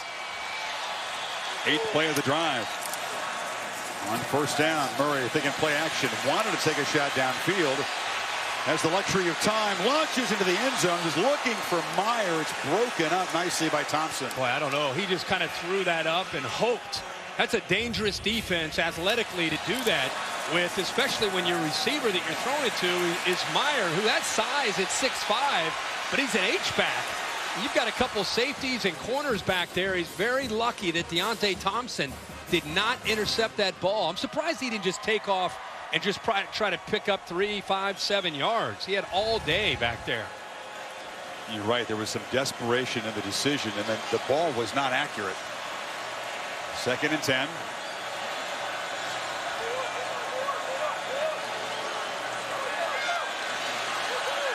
Got to hurry. They snap it at 2. Brooks running right. Powers forward for a short gain. It'll be 3rd and 7. Again, checking because he saw 2 safeties back. he had McKinney and Thompson both back, and when you have two safeties from Alabama back, you feel that the numbers in your advantage to run the ball. But Thompson late came down to give them that extra defender in the box, and they were able to hold up there on second down to get the Sooners to now 3rd and long. Last time he converted with a scramble, you figure Bama will spy him this time. They rush forward, they flip it into flats to Kennedy, who escapes. And Brooks barrels down another first down as the freshman from Texas begins to make an impact here. You're going to see Marquise Brown set kind of a pick right here on Mack Wilson, who's man-to-man. They do a good job of getting the ball to the outside to Brooks. Really elusive in the open field. And Mack Wilson unable to make that play out in space. He had him short of the first if he could have made that tackle. Back-to-back 3rd and long conversions.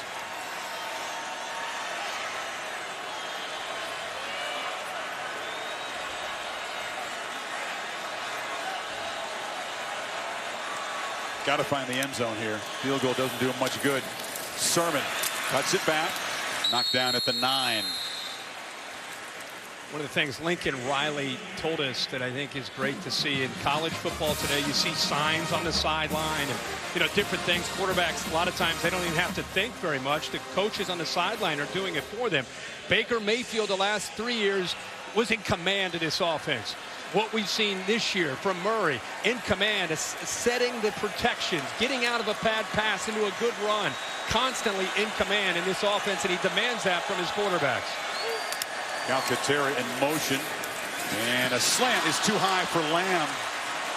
Zipped it. The fastball missed the strike zone, though. Well, he tried to go over top of 2 Alabama defenders. CeeDee Lamb is open, but look back close to the line of scrimmage. 49, Isaiah Buggs, the safety, McKinney, who's up close to the line of scrimmage. I think that affected his accuracy by trying, instead of waiting just a second to maybe go around them and having a better throwing lane, he actually tried to go over top of them, which is very tough to do when he's sitting there at 5'9". Need 6 on 3rd down.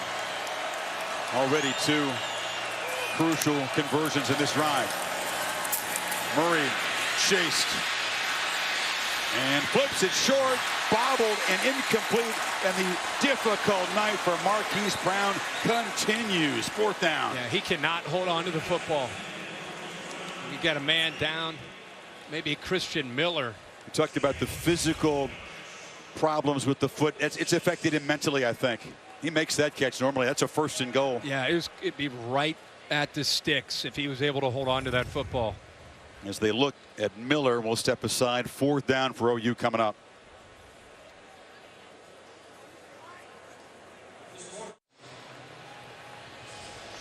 Christian Miller seemed to grab at his hamstring as he was trying to chase down Murray that time, Kirk. He's inside the athletics training tent. Yeah, it did not look good. It was non-contact when he went down. Once again, Lincoln Riley facing a 4th down. He's going to go for a field goal to cut the lead to 18. And a chance for Seibert here to break a record. It surprises me. If I'm Alabama, I'd be on alert for a fake.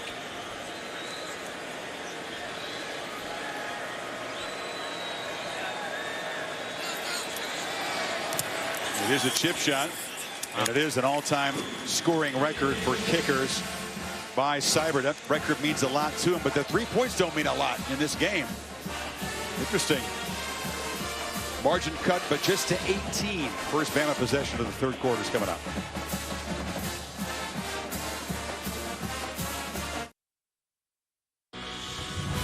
The Capital One Orange Bowl, brought to you by AT&T. More for your thing, that's our thing. Dos Equis, keep it interessante. Please enjoy Dos Equis responsibly. Experian, identity protection has a new identity. And Chick-fil-A Catering, it's the little things that take the stress out of the holidays. The first meeting in the series was here in Miami, the old Horseshoe in Little Havana. Paul Bryant's team won. As you see, Christian Miller helped to the locker room. It was not a good-looking grimace, and Kyler Murray getting some treatment on a very humid, hot night in Miami. Yeah, I mean, we knew early today that this was going to be you get into that 3rd and especially into the 4th quarter. This would be a battle of wills. You're not a big fan of 87% humidity, are you, Mike? No. Once we get over 65, I shut it down.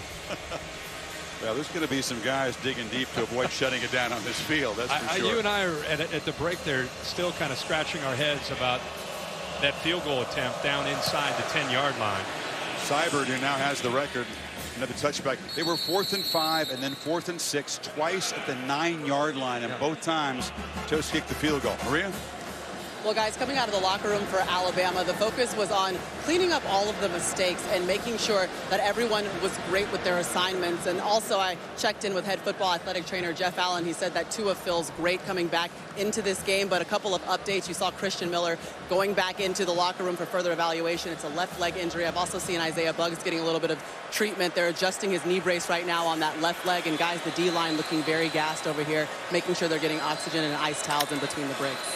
Sooners used 5 minutes on that field goal drive, and now Bama trying to pick up where they left off. This could be kind of a grinding second half, Kirk, if they throttle back the pass game a little bit. Yeah, they could. I mean, they have anything in front of them, but you have 2 tight ends, and you've got an offensive line that's coming off the ball and pushing Oklahoma around, and you got a running back in Josh Jacobs, who's off to a really good start, averaging 5 yards a carry. Bama off the highest scoring first half in their bowl history. Meets Jacobs again. At times, you mentioned the injuries in his career. It's been a frustrating ride for this guy who's worked hard on his game, and this is the shining moment so far for Josh Jacobs in college against his home state school and playing a huge role as a runner and receiver. Yeah, he's showing really what he can do. 11 carries tonight. Giving him an opportunity. He's been able to catch the ball out of the backfield with that big touchdown. You don't get cute on this 3rd and short.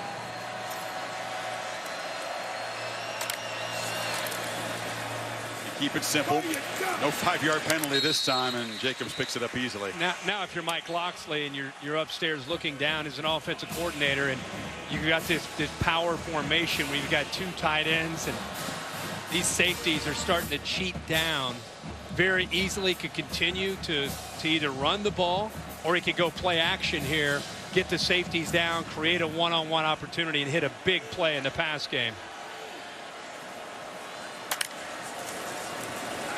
It's a first down play action. Tagovailoa wanted to throw it. Now he's going to cut back, duck under a physical tackle, and pick up 4. Kenneth Murray was hunting him up. He sure was. Good team pursuit there, and we've got it's like a man down. It's like Bledsoe.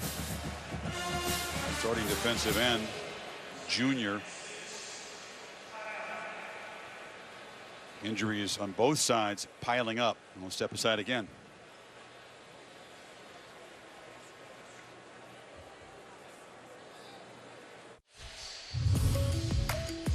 (31-13) at the Capital One Orange Bowl. Crimson Tide first possession of the 3rd quarter after Oklahoma drove a long way, but again settled for a chip shot field goal. Aerial coverage brought to you by Goodyear. Keep pushing day in and day out on the field and on tires you can trust to help you go the distance. Goodyear, more driven. Monty Bledsoe, defensive lineman, still being looked at. Dylan Fatma'atu, backup is in there. Just got to say it fast. You're a beauty. 2nd and 6. Jacobs slipped the tackle in the backfield and dives into OU territory for a first down as his big night continues. Watch Curtis Bolton, who does a good job again. He looks like he's down, but does a good job of being able to shoot through some gaps tonight. Now, keep in mind, he's undersized, but he's able to get in there. And again, there's Josh Jacobs. It doesn't always show up when you look at his stats, but just because he's 5'10", 216 pounds, do not underestimate how physical of a runner he is. Low center of gravity. We saw him earlier after that catch, make a nice play, get into the end zone, ran over their safety. Well, he brings a lot of physicality to that position. Curtis Bolton, the starting backer, is out of the game as the Tide continue to pound away, and the Sooner casualty list is growing. Got man-to-man. I think Tua sees that. He could take a shot here if he wants it. Taking a peek. Now there was some confusion. Jacobs was nowhere to be found as Tua turned to hand it off to him, and it's going to result in a sack as he's dropped way behind the line by Caleb Kelly. You know, he makes a check, and I think everybody picked up on it except he and Jacobs.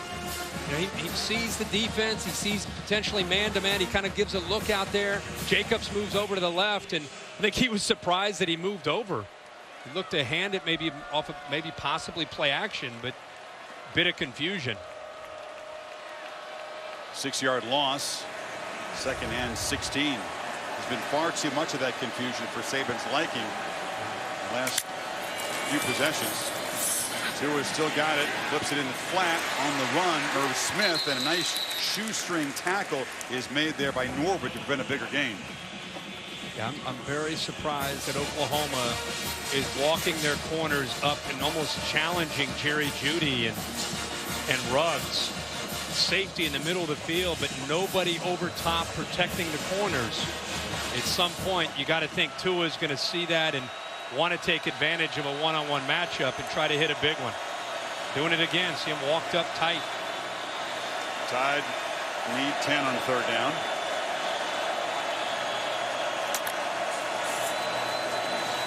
Tua. There it is. Does take a downfield shot against single coverage. Jeudy works back and makes a tremendous catch at the 17. Tide receivers making every play tonight. I mean, Tua has to be seeing what the rest of us are seeing, and he's the one with the accuracy. He gets a little shake, a little stutter and go. How about the throw downfield? And oh, they may take a peek at that. Might take a peek at that. The ball looked like it was a little loose when he stepped out of bounds. And just before Alabama wanted to snap it, the prepay booth does buzz down. Rolling on the field is a catch. The previous play is under further review. That's an incredible throw. Decent coverage. Jeudy does a good job of getting behind him late. And I think that ball is coming through his arms there as he stepped out of bounds. I'll be surprised if they hold this up. I'm going to hand it cleanly, but he lost. Yep. He needed to hold possession while the right foot was down. Once the right foot was in the air and he gets possession, then the left foot comes down and he stepped out of bounds. Dave Kataya will bring him in again. There have been a couple of replays, Dave, where control of the football has been the principal issue. The key is, the rule is 1 foot down in this case and control. Problem is, at second step, he doesn't have clear control when that first foot inbounds is down, and we've got to juggle. To me, this is incomplete. 2 very early replay reviews went the way of Alabama, including what would have been, was ruled on the field, a fumble by Damian Harris at the 1-yard line opening possession. Replay overturned that. He was down, and they quickly scored. Parnell Motley, the corner, number 11. Coaches tell us when they moved Trey Norwood from corner to safety, his game elevated, his confidence elevated. He's kind of been hit or miss this year. There are games that you watch and you're thinking, why, he's really good. There's games you watch when he misses. Watch the route by Jeudy. He gets behind him, gives him a little stutter, and then go. And Motley's in position right here, but those long strides and the speed overall of Jeudy gets him behind Motley, and the throw is sensational by Tua. I think, yeah, it looks like they're feeling like it's going to come back. After review, the receiver did not have control of the ball inbounds. Incomplete pass, 4th down. Yeah, difference between 1st and goal and 4th and 10 back near midfield. That one goes OU's way, and they desperately needed it. Yeah, Motley feeling good, and he did play it pretty well. I mean, the ball was thrown with incredible accuracy to give Jeudy a chance, but he did not get that foot down, and OU gets a stop, gets the ball back. Motley's the kind of guy, he's been toasted in some games, but he's made some crucial interceptions. He got 3 of Oklahoma's 6 picks, including picks that sealed the Iowa State and Army games. He had the pick in overtime. That's what I'm saying. It's been kind of a hit or miss. He doesn't just kind of go unnoticed. He either makes big plays or he gives up big plays. Alabama crowd still booing the replay review. And I spotted the ball in the left hash. Now they're moving it over to the right hash. Not many punts by Bama tonight, so not many opportunities for CeeDee Lamb to make an impact as a returner. He's standing at his 10. So Booth, it's right away from him to give him no chance. An ugly-looking kick, but denies the chance at a big return. So Oklahoma gets a stop and gets the ball back, down 18. 5:06 in the third for Murray and company.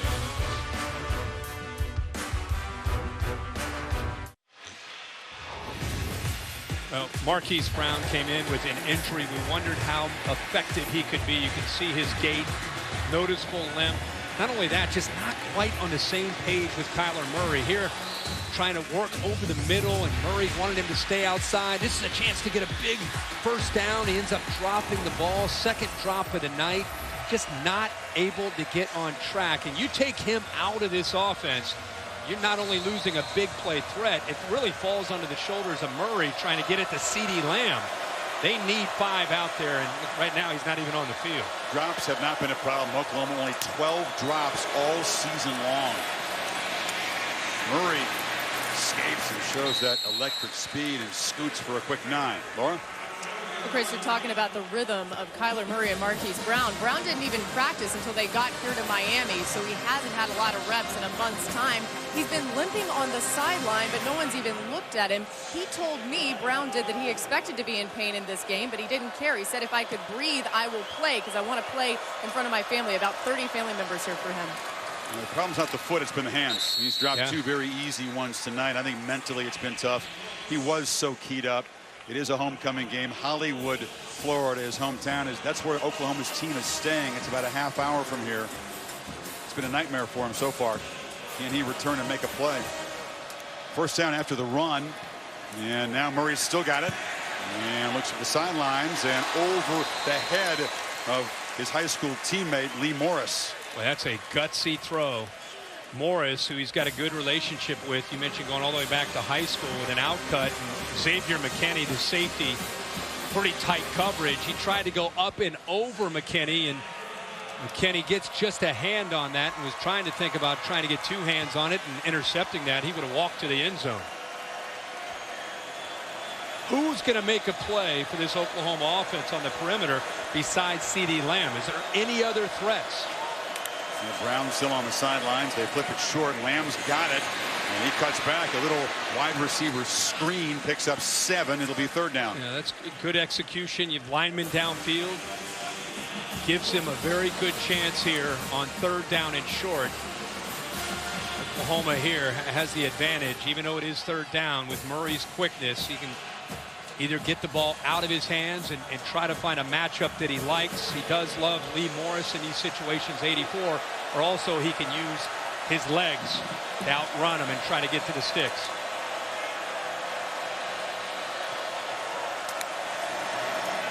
From the pocket, slant, Lamb, catch, first down into Bama territory. Paid the price, but held on. Yeah, he sure did. That's a great route again. CeeDee Lamb, man, he is really grown up in this second year in this offense. Played a lot as a true freshman last year. He knew that that hit was coming from Deontay Thompson. Really nice job on that quick slant. Gets to the inside of Surtain and then looks up just in time to be able to protect the ball before Thompson lowers the boom. Murray escapes, lofts it downfield for Morris, who's got it for a touchdown. Check it, it's Charleston Rambo.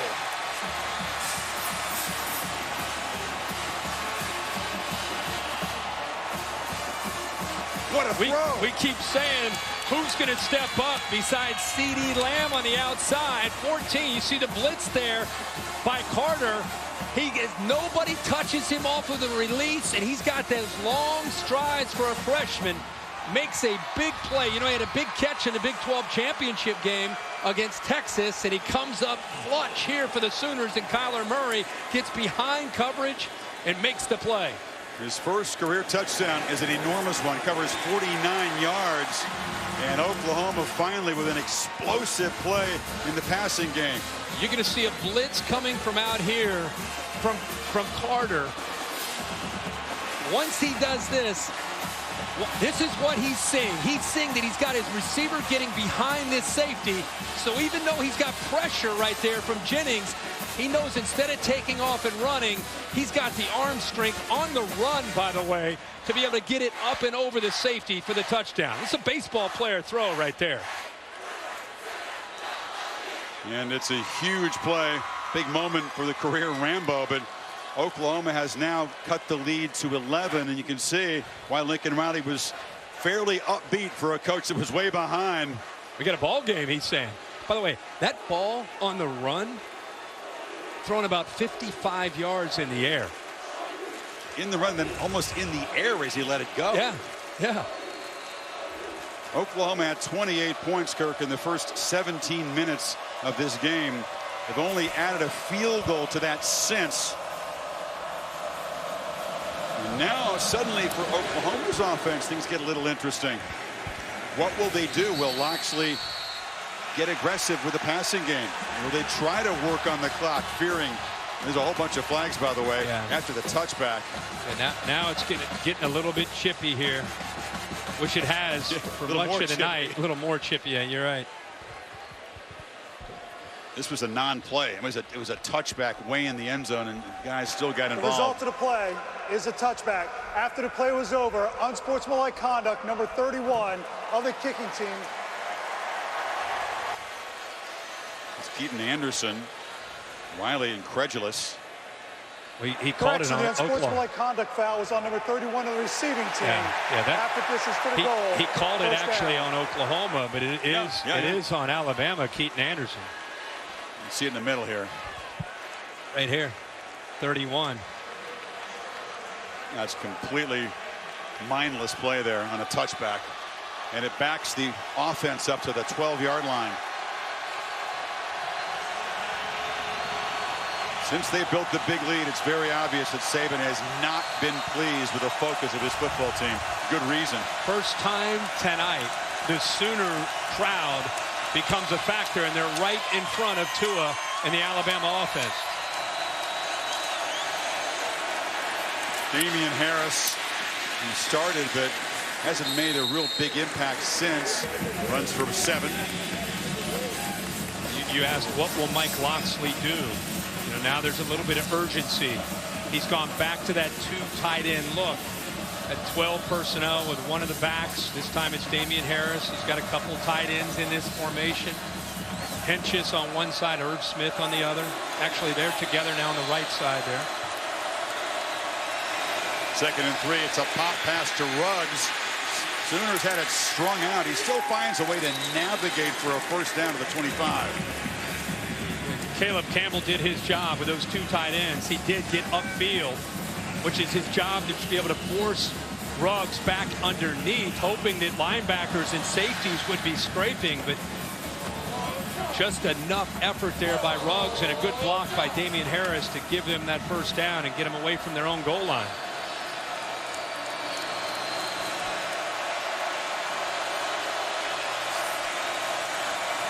Harris and the explosive play by the Oklahoma offense, perhaps giving energy, Kirk, to a defense that's playing shorthanded. They've already lost a couple starters who are not out there tonight. At the moment, Barnes, Bledsoe. Yeah, they've had Field step in at safety. These linebackers tonight, these inside linebackers, Bolton 18 and Kenneth Murray. When Alabama's tried to run the ball, D-line trying to eat up those blocks, trying to free those backers up. They're going to have to step up here, especially late in this game. Bledsoe has been able to come back into the game now in this series.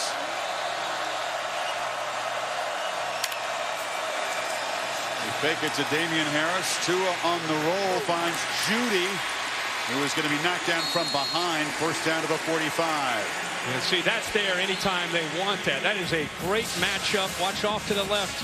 Norwood giving him about a 12-yard cushion, which is a dangerous thing to do with Jerry Jeudy and an accurate thrower like Tua. Watch him work to the inside. Norwood kind of anticipated an out route, but still, because of that soft coverage and that cushion that he gave him, no way he could prevent Jeudy from making the catch. Jeudy becoming Alabama's second Biletnikoff Award winner to the top receiver. Looks like Amari Cooper is also a South Florida native. Tua has spread the ball around tonight. Galu and Diane, his parents. I don't want to say that Galu was fired up, but 2 hours before kickoff, before anybody else was around him, he was locked in that seat. 6:20. 6:20. He's ready to roll. He was ready. Working on the gum. Yeah. He just said to his wife, fourth quarter. They've got 4 fingers in the air. Players from both sides do as well. Alabama was able to outscore or be outscored by 10 zip there, and the Sooners cut the lead to 11. And the Tide reclaimed momentum. Will the Sooners make this even more interesting? End of 3 in Miami. You're watching the Capital One Orange Bowl on ESPN.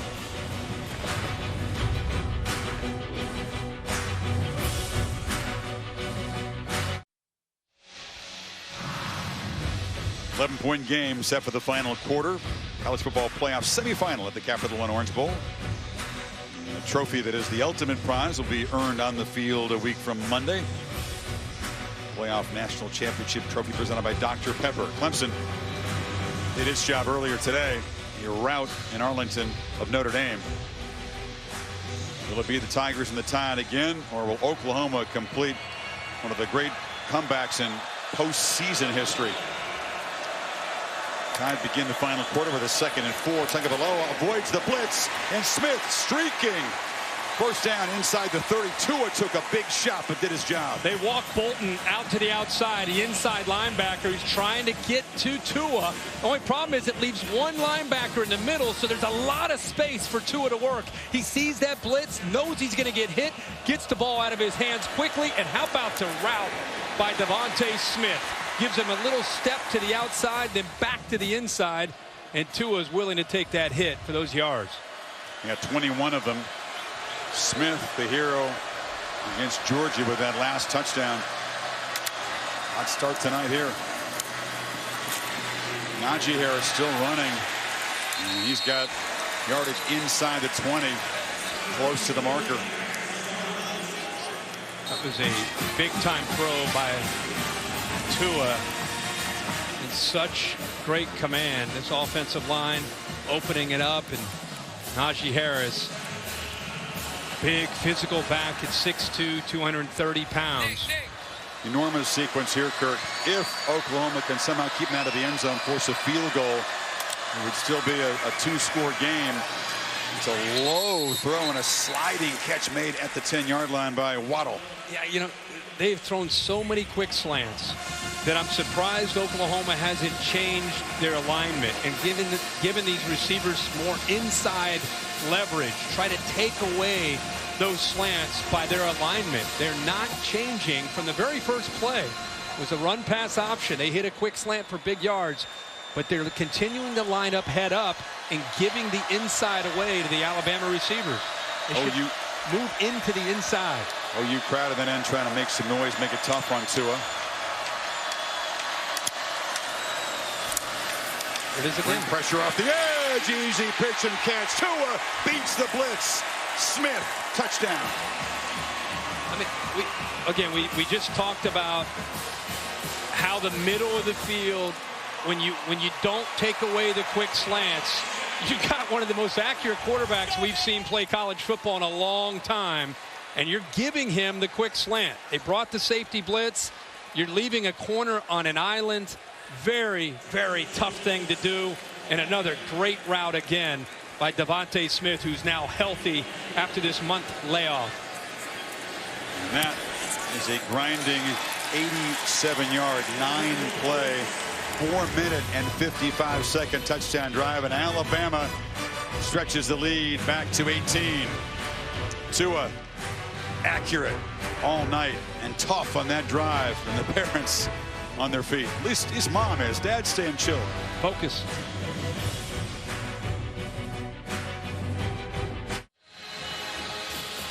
It's kind of the Tua Tagovailoa namaste.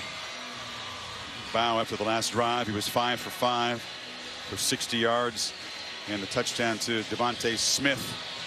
And the beat goes on because Taulia Tagovailoa, younger brother, who came so close to winning a championship in high school, family moving to Alabama. He's part of that 2019 recruiting class. In theory, he could redshirt in Tua's last year and then take the baton. Yeah. Trey Brown from 1 yard deep. Tiptoes out near the 20. Eva Beach is the Tagovailoa's hometown. It's about a half hour. You go past the airport, leaving Honolulu on the southern coast of Oahu. Beautiful place, and all those training days, they can have a good time too. But the training days on the beach, that was not a party. And St. Louis High School, yeah, one of the great high school programs.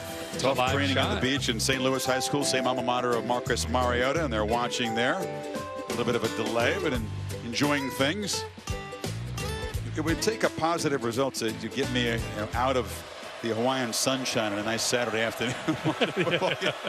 And there's the family.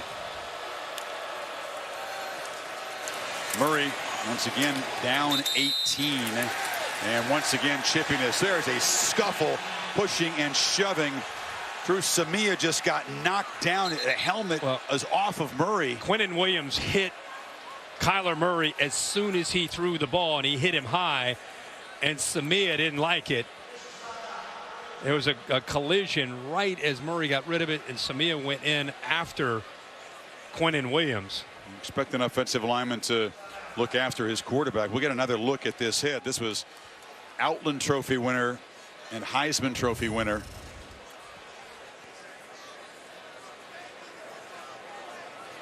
It was Samia, high and it was physical. Yeah, that's so. See, Samia comes in. I mean, Kyler's still down, being looked at. And we'll step aside.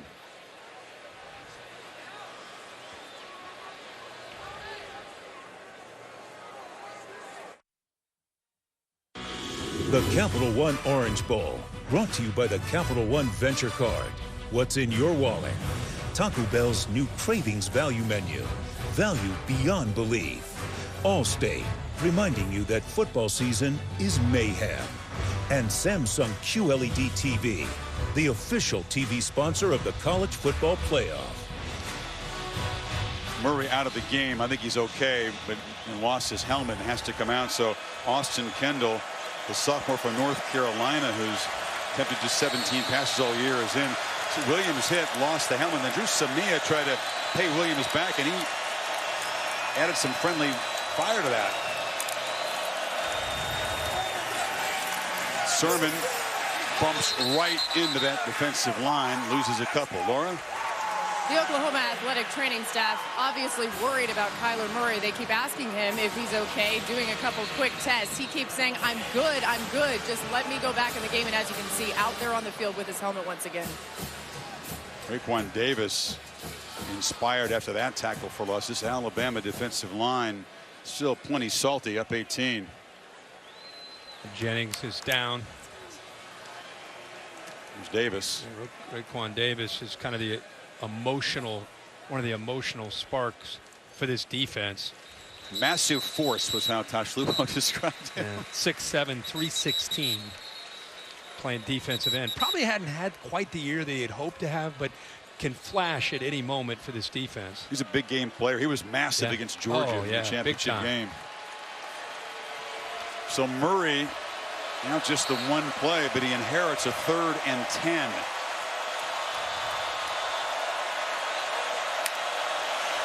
Got him. Yeah, that was Quinnen a little eager there. It's a good job. Good time on 3rd down, knowing that defensive front's in a sprinter stance. Good job with that hard clap to Offside. Get the defensive line. Number 92, 5-yard penalty, 3rd down.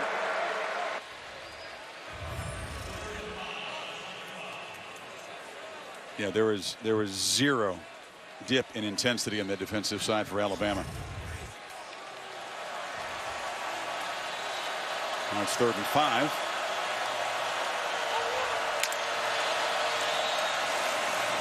Murray across the middle into traffic, tried to get it to Calcaterra, but Xavier McKinney broke it up. I thought, and I think Lincoln Riley thought the same thing. They thought that Quinnen Williams jumped again there, but pretty good effort here by McKinney to keep his right arm off of the receiver and get the left hand in and knock the ball away from Calcaterra from making that play. Lincoln Riley wanted that offsides call.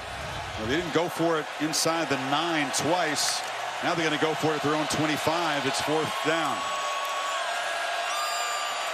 Got to make this to have any reasonable chance. And it's caught. And that's Rambo, and Rambo caught the touchdown. Makes a crucial catch on 4th down, moving to the 35. Yeah, kind of a scissors route or crossers. One from the right and left, a mesh route where they create kind of a rub or a pick. And once again, Rambo gets free and comes up with a big play to keep Oklahoma's hopes alive on that 4th down. Murray wanted to take a shot downfield, now escapes in a whole lot of room, and he finally slides down near the 40. Covers ground in such a hurry. I don't know what's going to happen or how this game's going to end, but how can you not love Kyler Murray and his competitive spirit? He gets hit by the baddest man in college football, Quinnen Williams, and it was a big-time shot. Goes out for a play, comes back out, he's still fighting. And still firing down the field, almost intercepted. McKinney with those long arms went up high. And Murray way back, 30 yards behind the line of scrimmage. Yeah, he's looking again, who's going to make a play for me? Rambo's been making some plays. We know about Lamb. He kind of throws this one and hopes that the bigger Calcaterra at 6'4" can go up and have a chance at it, but he overthrows it. And he's very fortunate that McKinney, who's a great safety, kind of that ultra safety, plays everything for them, kind of like a Minka Fitzpatrick type of guy, comes up just not able to come up with that interception.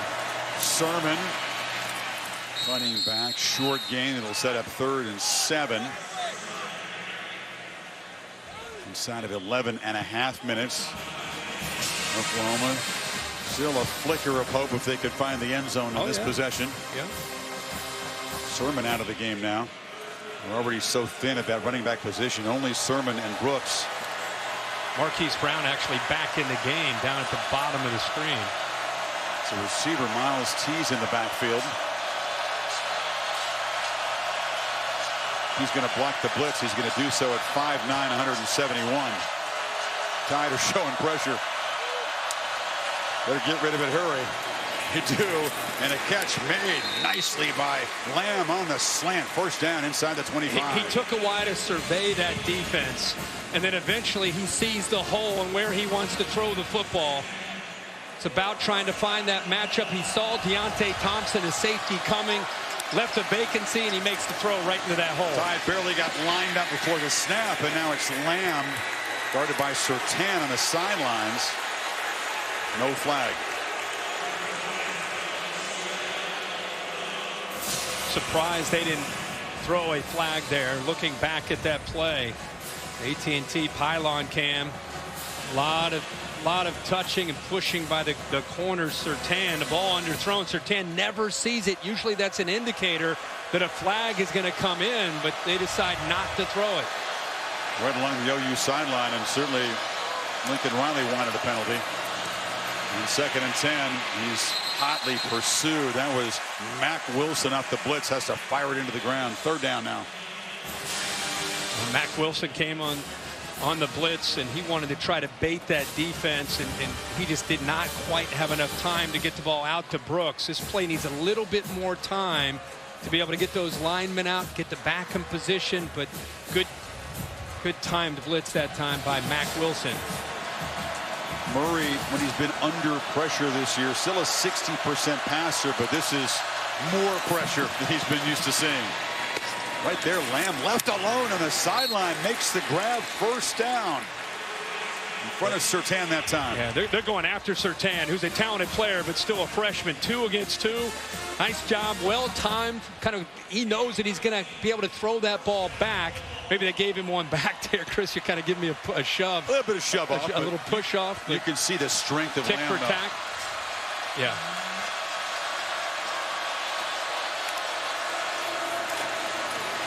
Murray, fake to throw, could not escape. Great tackle by Thompson, the emotional leader of that secondary. There's a one-on-one play for Thompson against Murray. He's the guy. They gave him 2 late touchdowns, Kirk, against Arkansas, and he wasn't having it. He kept the DBs in the locker room as the buses were getting ready to leave the stadium. Well, they lost their top 6 defensive backs from last year's championship team coming into this year, most notably Minka Fitzpatrick, and you're wondering who would become that alpha, that leader, and Thompson's definitely, along with McKinney on the back end, helped out. 2nd and 9, they flip it to Brooks. It's a race to the edge, and the gain is short. Surtain forced him out. 3rd down. Need about 7 here. It's a long drive by Oklahoma. 13 plays now and 71 yards. Not their usual MO, is it? No, it isn't. But the reason I bring that up is Alabama doing the best job they can of rotating bodies, especially up front, trying to get some depth. Mathis has been in there. Ray has been in there trying to help out, trying to stay fresh in this heat and humidity in the 4th quarter.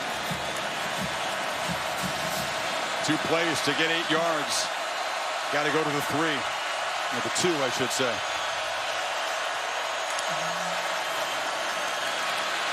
Under pressure. Throws it off his back foot. Strike. Touchdown. Oklahoma still has life. It's CeeDee Lamb. Well, I put the indicator there on CeeDee Lamb because they've been going after Patrick Surtain this entire drive with Lamb. That's almost just an option route. He's just kind of sizing him up on the route, waiting, and there's the anticipation. That ball is thrown before Lamb actually breaks to the outside, and Surtain never sees the ball, and Kyler Murray's dad, Kevin, is feeling it, saying, hey, we're still alive. Still alive. Kevin, a quarterback coach, a former quarterback himself at Texas A&M. Oklahoma showing a lot of grit. Down 11. Can they get a stop against the Tide, though?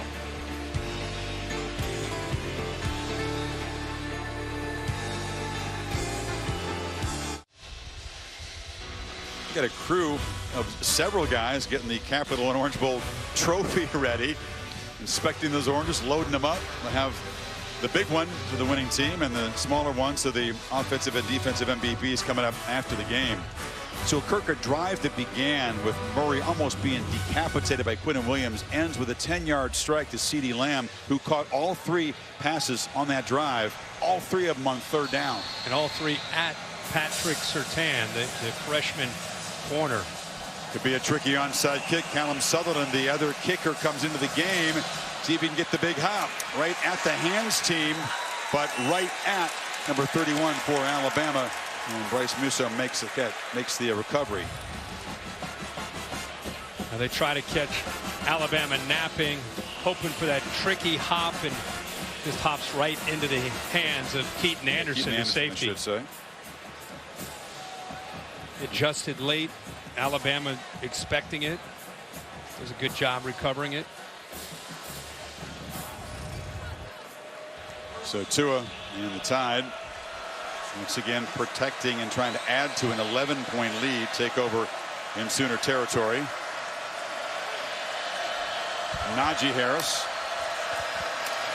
fresh legs, but nowhere to run. That was a great job by Ronnie Perkins, the young defensive lineman, pressing the duty, making a play on the edge. Boy, you go back to that last series with Tua. You're talking about just all year, him seeing things, feeling pressure. Here anticipating, kind of knowing he's going to get hit by that linebacker blitz. Here on the touchdown pass, they try to disguise Fields coming late. Little play action. He looks away, comes right back to, again, the quick slant and a touchdown. Just in command and in control of this offense tonight.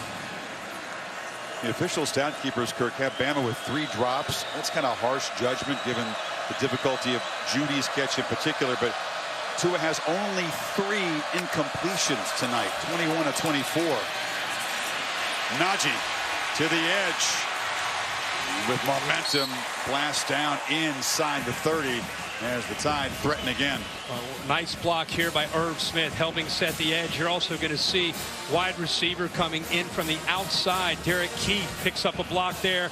Now you get the ball to the outside, and the big fella gets a chance to build up some momentum.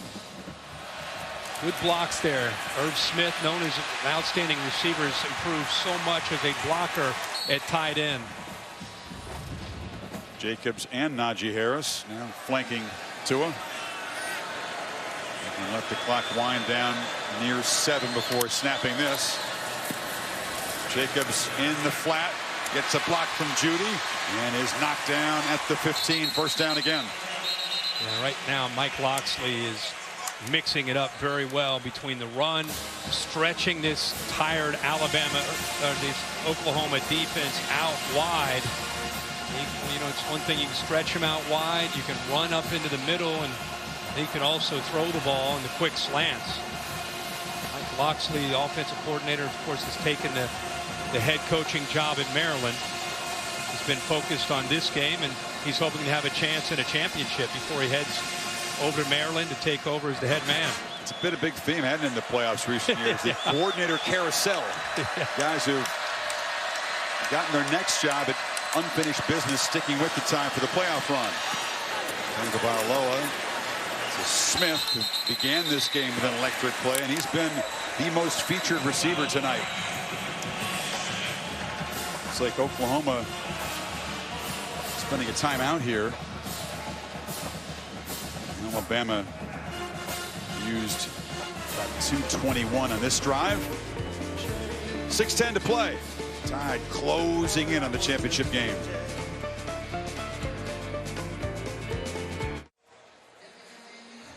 Chris, we've got to go back to this play, this last play. Keep in mind, Josh Jacobs is here, just going right down the middle of the field. He's going to fake the Najee Harris, but it's a run-pass option where you read the middle linebacker, Curtis Bolton.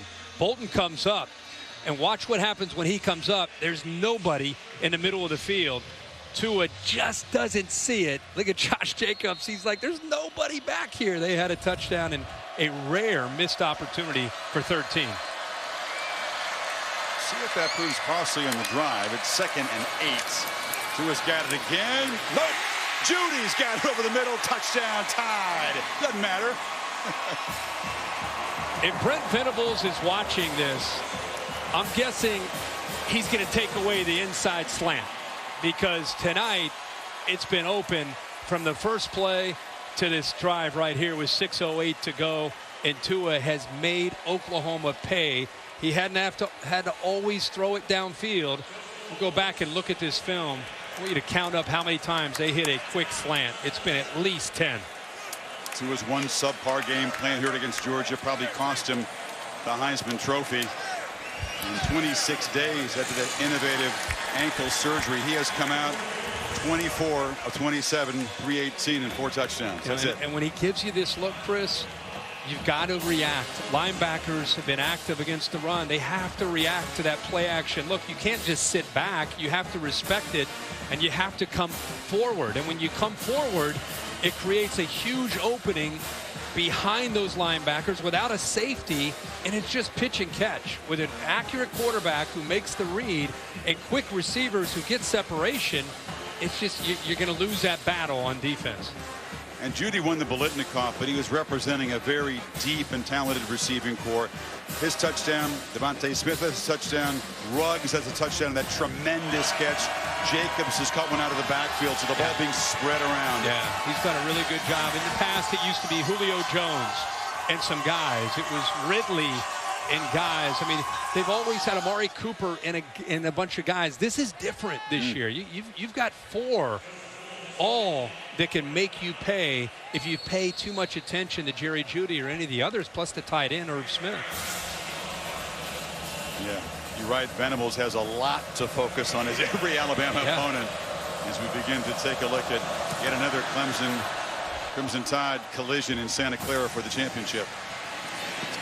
Ledger, that's a gap. Ooh, nice tackle prevented a bigger return. It was Keefe on that tackle. Very early wake-up call tomorrow as we head out to Pasadena, meet with the Huskies and the Buckeyes to set you up for the Rose Bowl. Can't wait to see the grass. LSU and UCF precedes that at 1 o'clock Eastern time.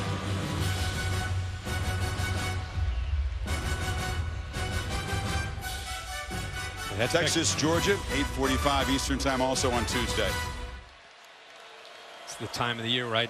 Take a knee in the corner of that end zone in the Rose Bowl, and just, man, is the best setting, not just in college football, best setting for me in sports.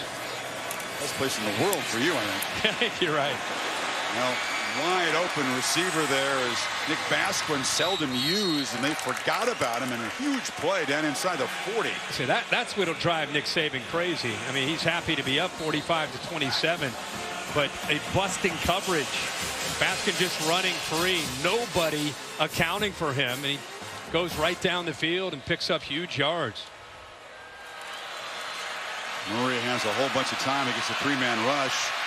He thinks 2 or 3 times about running. He's still thinking about it. And he will take off. And finally, just a tentative slide. He gets yardage inside the 30 for a first down.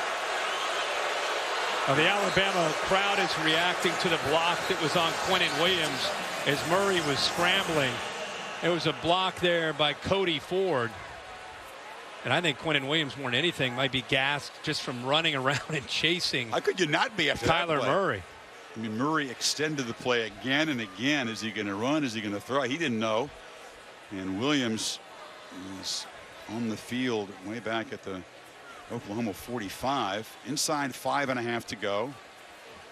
18 points. You got to reach the end zone and figure another onside kick attempt if they can score here. Murray, meanwhile, he's on the verge of a 300-yard passing game, 2 touchdowns, and he's run for 111. He's doing his part tonight. Oh my gosh. And Kirk so impressed by his effort tonight and not giving up. Think about how this game started. Yeah, 28-0. In the blink of an eye, they were done.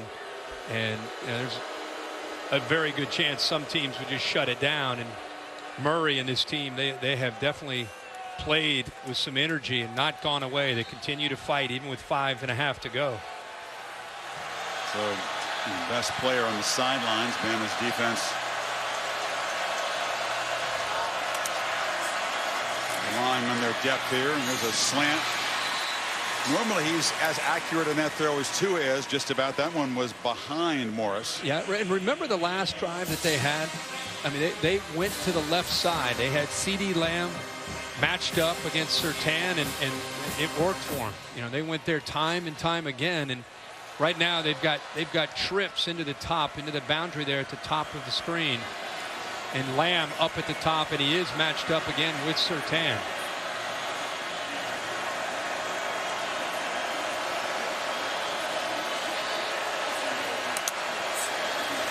Murray ducking under, somehow stays off the ground, and now they're saying no, he did touch the ground. Raekwon Davis was there in a hurry, ripped his helmet off. Irate they didn't call it a sack. He's going to earn a penalty for that. It was a kind of a delayed decision by the official to spot Murray down. I'll be honest with you, man. I've always bragged on Alabama not playing where they lose their cool. Rolling on the field as the ball carrier's knee was down. But it wasn't. After the play was over, unsportsmanlike conduct, number 99, correction, 99 on defense, taking his helmet off, 15-yard penalty, automatic, first down. He's so close. Did he get touch the grass? Yeah, I think that left knee maybe just barely did touch. It's close. And there, I don't know, maybe not. From that angle, I think he stayed up somehow. Let's see. This is the angle that looks like it. Yeah, I don't think it did. But I was going to say, Alabama, you know, over the years with Nick Saban in Tuscaloosa, they've beaten people up, but they've always played within the rules. And if a guy doesn't do what he's supposed to do, if he gets a penalty like that, you know, he sits down next to Coach Saban. This team's been a little bit emotional tonight. That ball is tipped at the line, but Rambo comes up with it and dives down inside the 10. Oklahoma just won't go away. Yeah, Dylan Moses went up as a linebacker, 32, right in the middle. He shows blitz, kind of sits there as a spy, got a hand on it, and Rambo, who's had a heck of a night tonight, comes up with good concentration with a big catch. Davis and that frustration, that 15-yard penalty for taking his helmet off to argue, looming huge here. Ball at the 8. Murray escapes again. More helmets on the ground. He dances in. Flags are everywhere as the action in the pit is just boiled over at this point. Let's see if the touchdown counts. Creed Humphrey, the center, the freshman, had his helmet ripped off. Flags came out. Murray, meanwhile, was dancing toward the end zone. Let's sort this out. Well, his helmet came off. The center, Creed Humphrey's helmet came off, and he kept blocking.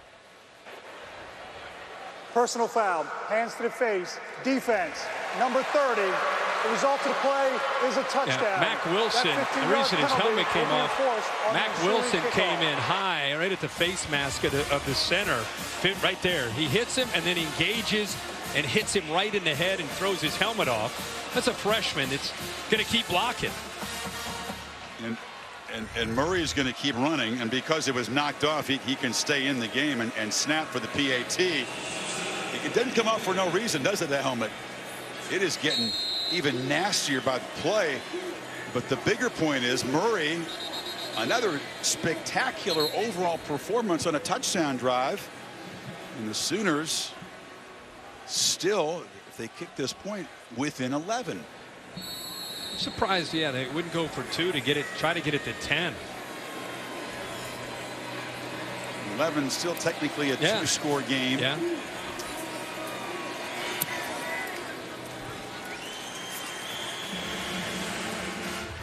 Go back and show you center, middle linebacker 30, just off to his left, comes in. Nobody to count for Murray. Everybody drops back deep into the end zone. You know, you're thinking, of course, you got to be able to, somebody's got to be spying on Murray, but Murray continues to impress. 17 carries now tonight, 109 yards rushing. He's thrown for 308.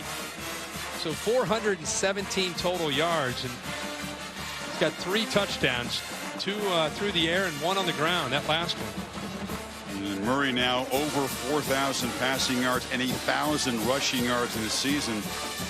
Until now, Deshaun Watson, the only player to do that. Speaking of guys who gave the Crimson Tide defense some fits. Boy, these two quarterback Heisman Trophy winner on the left, runner-up on the right, have both been exceptional. Murray against much tougher defense, to be honest. Oh, of course.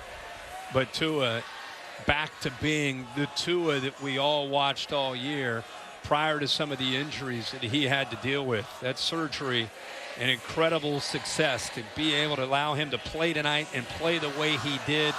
But it's not just Tua, it's that line, it's the receivers, it's the group around him. Big onside kick now from the 50, Kirk, because of the penalty. 2 kickers there, so they're trying for some deception. Cyber with the fake, they get a bounce, it doesn't go 10 yards.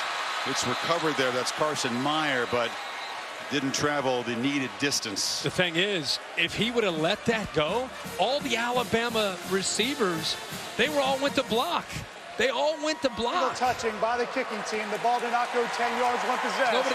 Alabama football, first down at the spot of illegal touching. Watch Deontay Thompson at the top, and the rest of these receivers, they all go to block. If he lets that go, there's nobody left back to be able to receive the ball other than Ruggs, who's way back. And Riley says, oh, great point. See, that you try for deception with those 2 different kickers, and it fooled Alabama. They didn't communicate well on that side at all. No, they all went to try to take on the coverage team. Quick shot of Shane Beamer. Frank's son is part of the Orange Bowl Hall of Fame class on the sidelines there. And now Damian Harris cuts back, running strong. He's had a couple of touchdown runs tonight, and he's into OU territory. And this season, for every field goal and extra point made by the participating universities, Allstate makes a contribution to the university's general scholarship fund. So thank you to Allstate. Clock winding down now, inside of 4 minutes to play, 11-point game. And the Tide, no hurry, work on the clock. Got to tenderize that Sooner defensive front.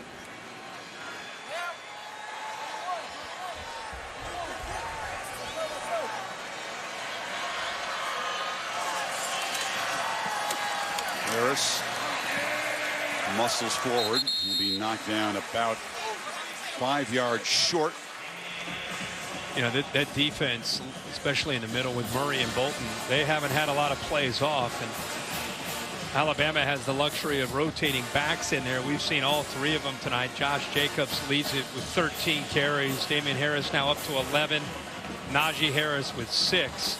They've done a very good job of mixing those backs in and trying to keep them fresh, while the Oklahoma defense doesn't have that luxury. Harris over 3,000 career yards now.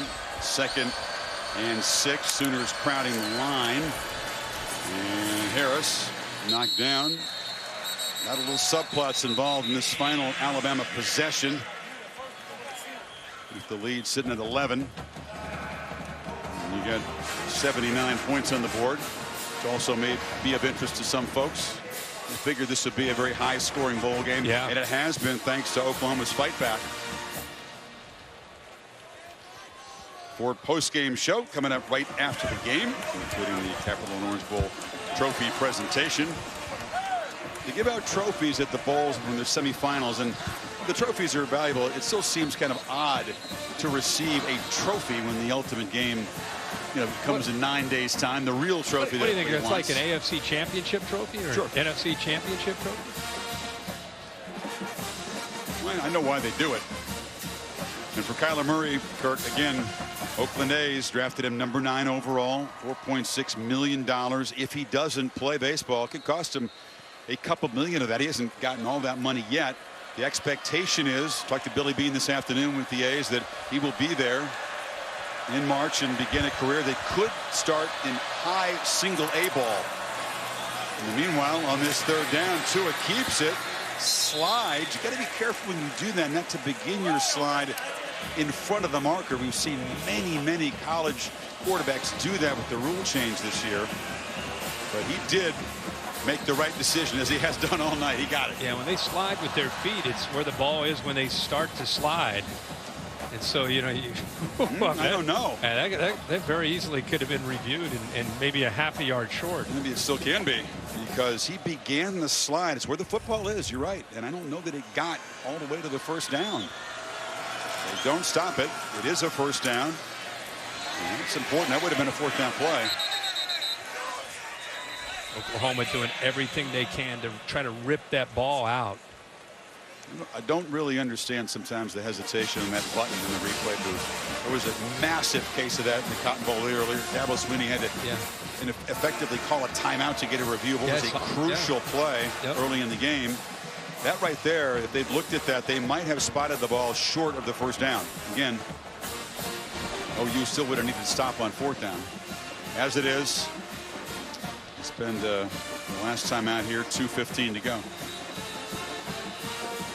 If OU cannot create a miracle, they will lose a playoff semifinal for the third time, and they will have given up, Kirk, 500+ yards to their opponent in all 3 games. This one very different, though. The other 2 games, here against Clemson, and of course last year against Georgia in the Rose Bowl, they had leads at the half, and then they got outplayed badly in the second half.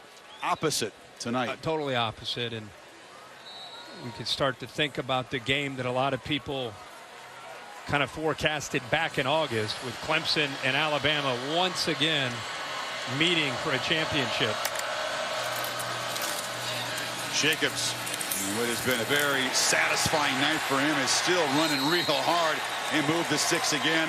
That puts it at the 25, and that should just about clinch it if it wasn't before. So January 7th, to the Bay Area we go. Championship game presented by AT&T at Levi's Stadium, home of the 49ers. And it'll be Clemson and Alabama if the Tide can bleed out the last 2 minutes for the 4th consecutive year. They come up with a catchy nickname. What do you call it? The quad? I mean, last I don't know. The trilogy? I don't know. Stands at 2 rounds to 1 in favor of Alabama going there. They've split, of course, the 2 championship game meetings. Jacobs still running hard down inside the 10. It's 1st and goal. He wants another touchdown. He's smiling but not yet satisfied. Be interesting to see what Nick Saban does here.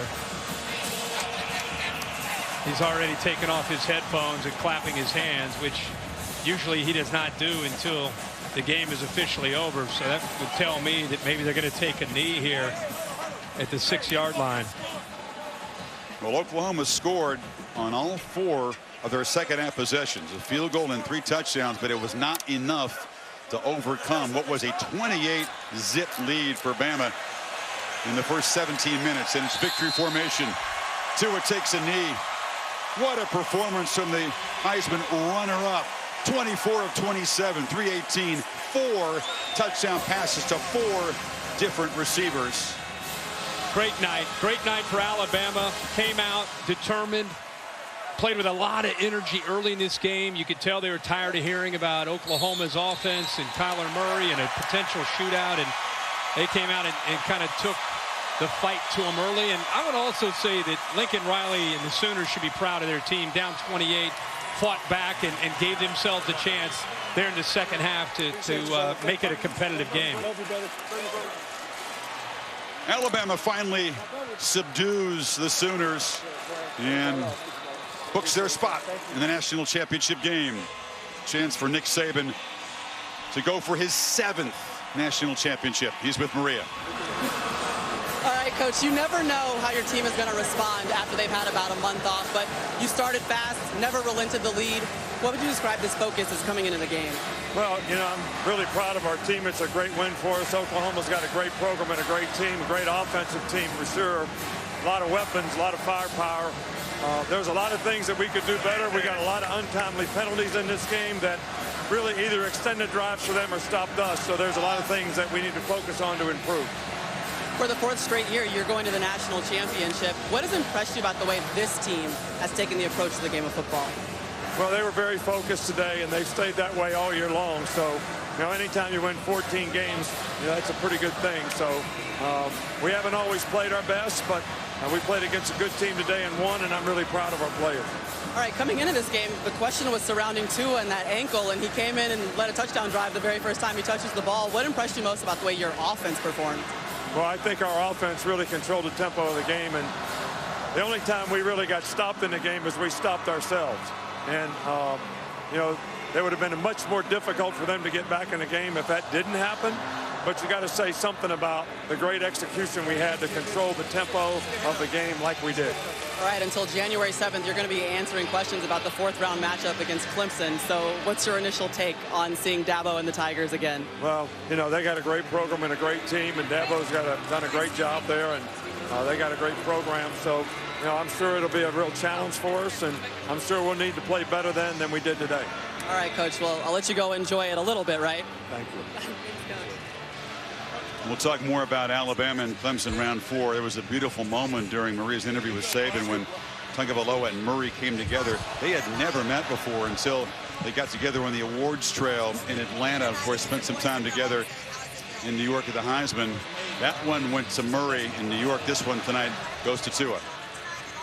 Maria, Laura. All right, thank you so much. You just hugged Kyler Murray, Tua. What was that embrace like? What was said? Well, I mean, you know, he did a great job tonight. You know, I think he did a tremendous job on offense, you know, for his team. He did all he could. I mean, just telling him congratulations on a great season and whatnot. But, you know, they were a tough team. They did really good. But, you know, credit goes out to my teammates as well, you know, for the victory. I mean, defense gave us the ball back when we needed to. We didn't execute as much as we wanted to on offense, but, you know, we made some things happen when we needed to. I mean, it was just a great team win. How does your left ankle feel? I mean, my left ankle is still uncertain right now. You know, we're still trying to get better with it. I mean, I don't know if it was better tonight than the week. But, I mean, right now it's all right. Given how hard you worked to get back and 24-hour recovery, we've documented it well, how would you describe the satisfaction of this win? I mean, it's good. You know, it's always good to see your hard work pay off. And, I mean, just with the team, you know, working hard with the team as well, it's good to see that everyone's happy. So, thanks so much. Congratulations. Appreciate it. Chris. And we'll see Tua, of course, against Trevor Lawrence and the Clemson Tigers. Interesting answer there to Laura's question about the ankle. It wasn't like, oh, it's good. Yeah, it feels great. He kind of uncertain, he said. It looked fine tonight. Yeah, Every other part of the game looked good, too. But the challenge on the 7th will be very, very different against that Clemson defensive front. Which will miss Dexter Lawrence, of course, suspended, also missed the game today against Notre Dame. Ford postgame show is coming up, including the Capital One Orange Bowl trophy presentation and the 2 MVPs. I like Tua's chances of getting the offensive MVP award. Lots of candidates for the defensive award. And we'll look ahead to the Tide and the Tigers one more time in the Bay Area, 9 days. The Ford postgame is brought to you by Ford. Build Ford proud.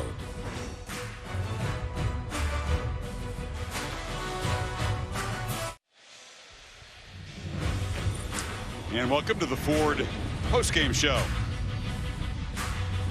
Look ahead. The rank presented by AT&T shows what most folks would have expected, really, at least since the end of last year. And the question, Kirk, was the gap. Was there a big gap after Alabama, which is trying to go wire to wire, or is the gap after Clemson and the rest of the world? We're about to find out in Santa Clara. Hawaiian given a crimson-colored lei. Friends and family down in that corner. They had to be a little bit uneasy. Tua used that word with the ankle condition, but he came out and he was frighteningly efficient. Alabama with the intensity and the ferocity early on in this game. Oklahoma was staggered, almost knocked out, down 28-0.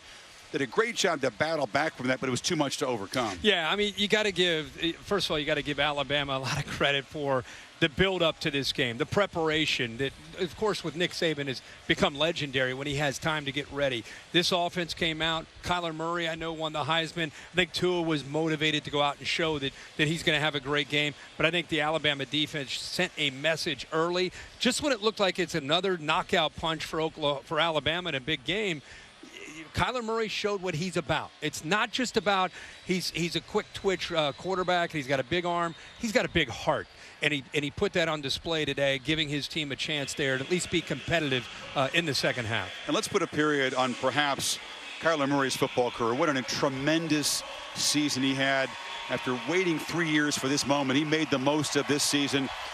Couldn't do what he hoped to do, what Mayfield couldn't do, which is win a playoff semifinal game. If that's the last we ever see of him in a football uniform, if it is, what a closing argument. What a great image. Yeah. Gets hit by Quinnen Williams, blood underneath his eye, and the team's down big. He just keeps coming back and keeps fighting. It's a great lasting impression if it is the end. We'll talk more about the Tide and the Tigers meanwhile, but Reese Davis has the trophy presentation on the field. Reese?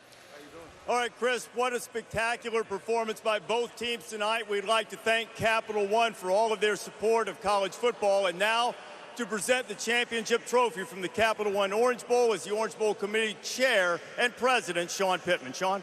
Thank you so much. On behalf of the 360 members of the Orange Bowl Committee, first of all, we want to thank and congratulate the Oklahoma team for an amazing, amazing season. Y'all give it up for them. We also want to thank our title sponsors, Capital One, for being great partners. The Capital One Orange Bowl, we appreciate their support. And Coach Saban, on behalf of all these folks here, on behalf of Bill Hancock and the College Football Playoff, we present you this amazing trophy. It's got all the oranges up here. Orange Bowl Committee presents this trophy to you for once again being the playoff champions, and you're on your way to California. Congratulations. Sean, thank you very much. Nick, after you guys built the big lead early, how would you describe the difficulty of dealing with their offense from that point forward? Well, it was certainly challenging for us. We didn't get off the field on third down very well. We aided them a few times with some penalties. The only time they ever stopped us on offense was when we stopped ourselves, mostly with penalties. So there's a lot of things that we can improve on, but you got to give Oklahoma a lot of credit. They got a great team, and I'm really proud of our players, the way they competed in the game for 60 minutes. What is the significance? A lot of times the team will let down a little bit when they build a lead like that your mindset of your team continue to be strong. Well, that's what we hope for. We told them that, no lead was big enough against these guys because how explosive they are on offense, so that we needed to keep playing. But I do think there was a time in there when we had a little lull in our focus, and that's when we shot ourselves in the foot a few times. And Nick, congratulations going to the national championship game once again. Tremendous performance by your team. Thank you very much. Want to introduce now Mike Slocum. Mike is the president of commercial banking for Capital One. He's going to help us out with the player MVP awards. Our offensive MVP tonight is probably not a big surprise. Tua Tagovailoa. Tua, congratulations. Tua, come on up. Only three incompletions tonight and 4 touchdown passes. How would you describe how sharp you felt tonight? I think this is just a testament to what this team has been doing, throughout this entire season.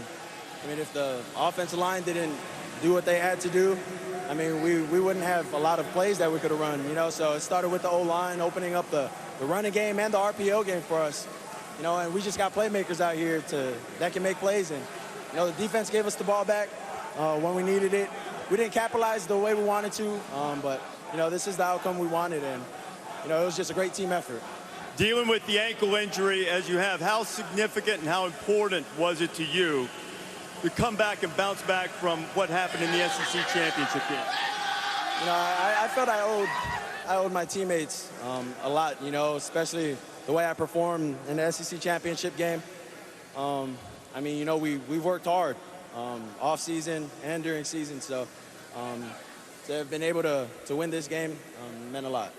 The second Alabama quarterback to throw for 4 touchdowns in a bowl game. Tua, congratulations. Just a tremendous performance. Tua Tagovailoa, the offensive MVP. Let's bring in Xavier McKinney now. Xavier, the defensive MVP of the Capital One Orange Bowl. Xavier, you guys built a big lead, yet Oklahoma continued to come after them. How would you describe the difficulty in defending this Oklahoma offense? It was very difficult. They've got a very versatile offense. Got a lot of weapons, a lot of good players everywhere. We just tried to contain them as much as we could, and I thought we did a great job today. Of course, they scored 34, but I thought we did a good job. Back to the national championship game for you guys. What does that mean? Another opportunity to play for it all? Yeah, it's just another opportunity to get better for us as a team and as a defense, and that's what we're going to work for and improve on each week and try to get better in this upcoming week for the championship. Xavier, congratulations. Excellent performance tonight. Xavier McKinney, the defensive MVP for Alabama tonight, as Crimson Tide on their way back to the national championship game. Reese, thank you. Yeah, they're not used to giving up 471 yards to an opponent, but Oklahoma not a typical offense. And the Tide do more than enough on offense. So, last 4 years, the only 2 conferences to win a playoff game, the SEC and the ACC. They will collide once again in the Bay Area. Bama and Clemson. We'll talk about it coming up. The Ford postgame is brought to you by Ford. Built Ford proud.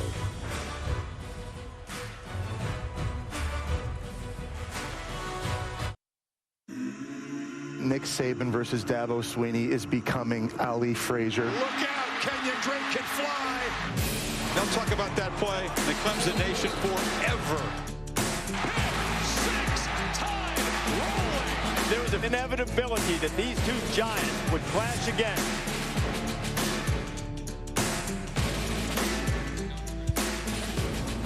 Well, if you expected it, you'll get it. The Ford postgame show continues as we look ahead to a game.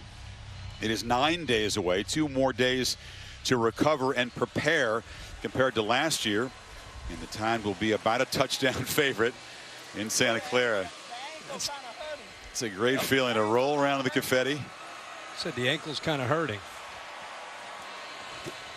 And Tua's, he seems to be more concerned about the ankle than we thought. You know, based on that performance, he's just fine. If he wasn't 100%, I don't know what you call that performance at less than 100%. That's basking right there, taking it all in. Some of the Alabama players took the option of just going into the locker room like, hey, it's a great win. We have something else on our mind. And others stayed out here and were part of the celebration. So the faces have changed. The 2 head coaches are the same, but the faces, especially the quarterbacks, have come and gone. We'll see Alabama and Clemson for the 4th consecutive year. The first 2 were, of course, in championship games. They split them, and Alabama came back and in a semifinal game just dominated Kelly Bryant and Clemson. The first 2 years, Deshaun Watson. Now you got young Trevor Lawrence operating the offense for Clemson. When Clemson walked off the field last year against Alabama, in my opinion, they made a decision that when Trevor Lawrence comes in and goes through spring ball, if he is who we think he is, he's going to become our starting quarterback. So as much as it was about what happened this year, to me, it was what happened against Alabama last year as Dabo Swinney started to look ahead about the potential of maybe matching up again with an Alabama defense. He knew he needed a quarterback that could stretch the field downfield and horizontally to help their running game. He now has that, and now we get to see, I think, a very exciting chapter with Lawrence there at quarterback. I was at their spring game, and he was everything they thought he was going to be. He was electric from the start. He never looked like a freshman all season long. That's going to be a major storyline. Trevor Lawrence against this Crimson Tide defense. Tua almost flawless tonight as the Tide built a 28-0 lead and then had to hold on as a gritty Oklahoma team battled back. But it will be the Crimson Tide and the Clemson Tigers for the national championship a week from Monday in Santa Clara. In the meantime, we'll see in Pasadena for the Rose Bowl, presented by Northwestern Mutual, Ohio State, and Washington.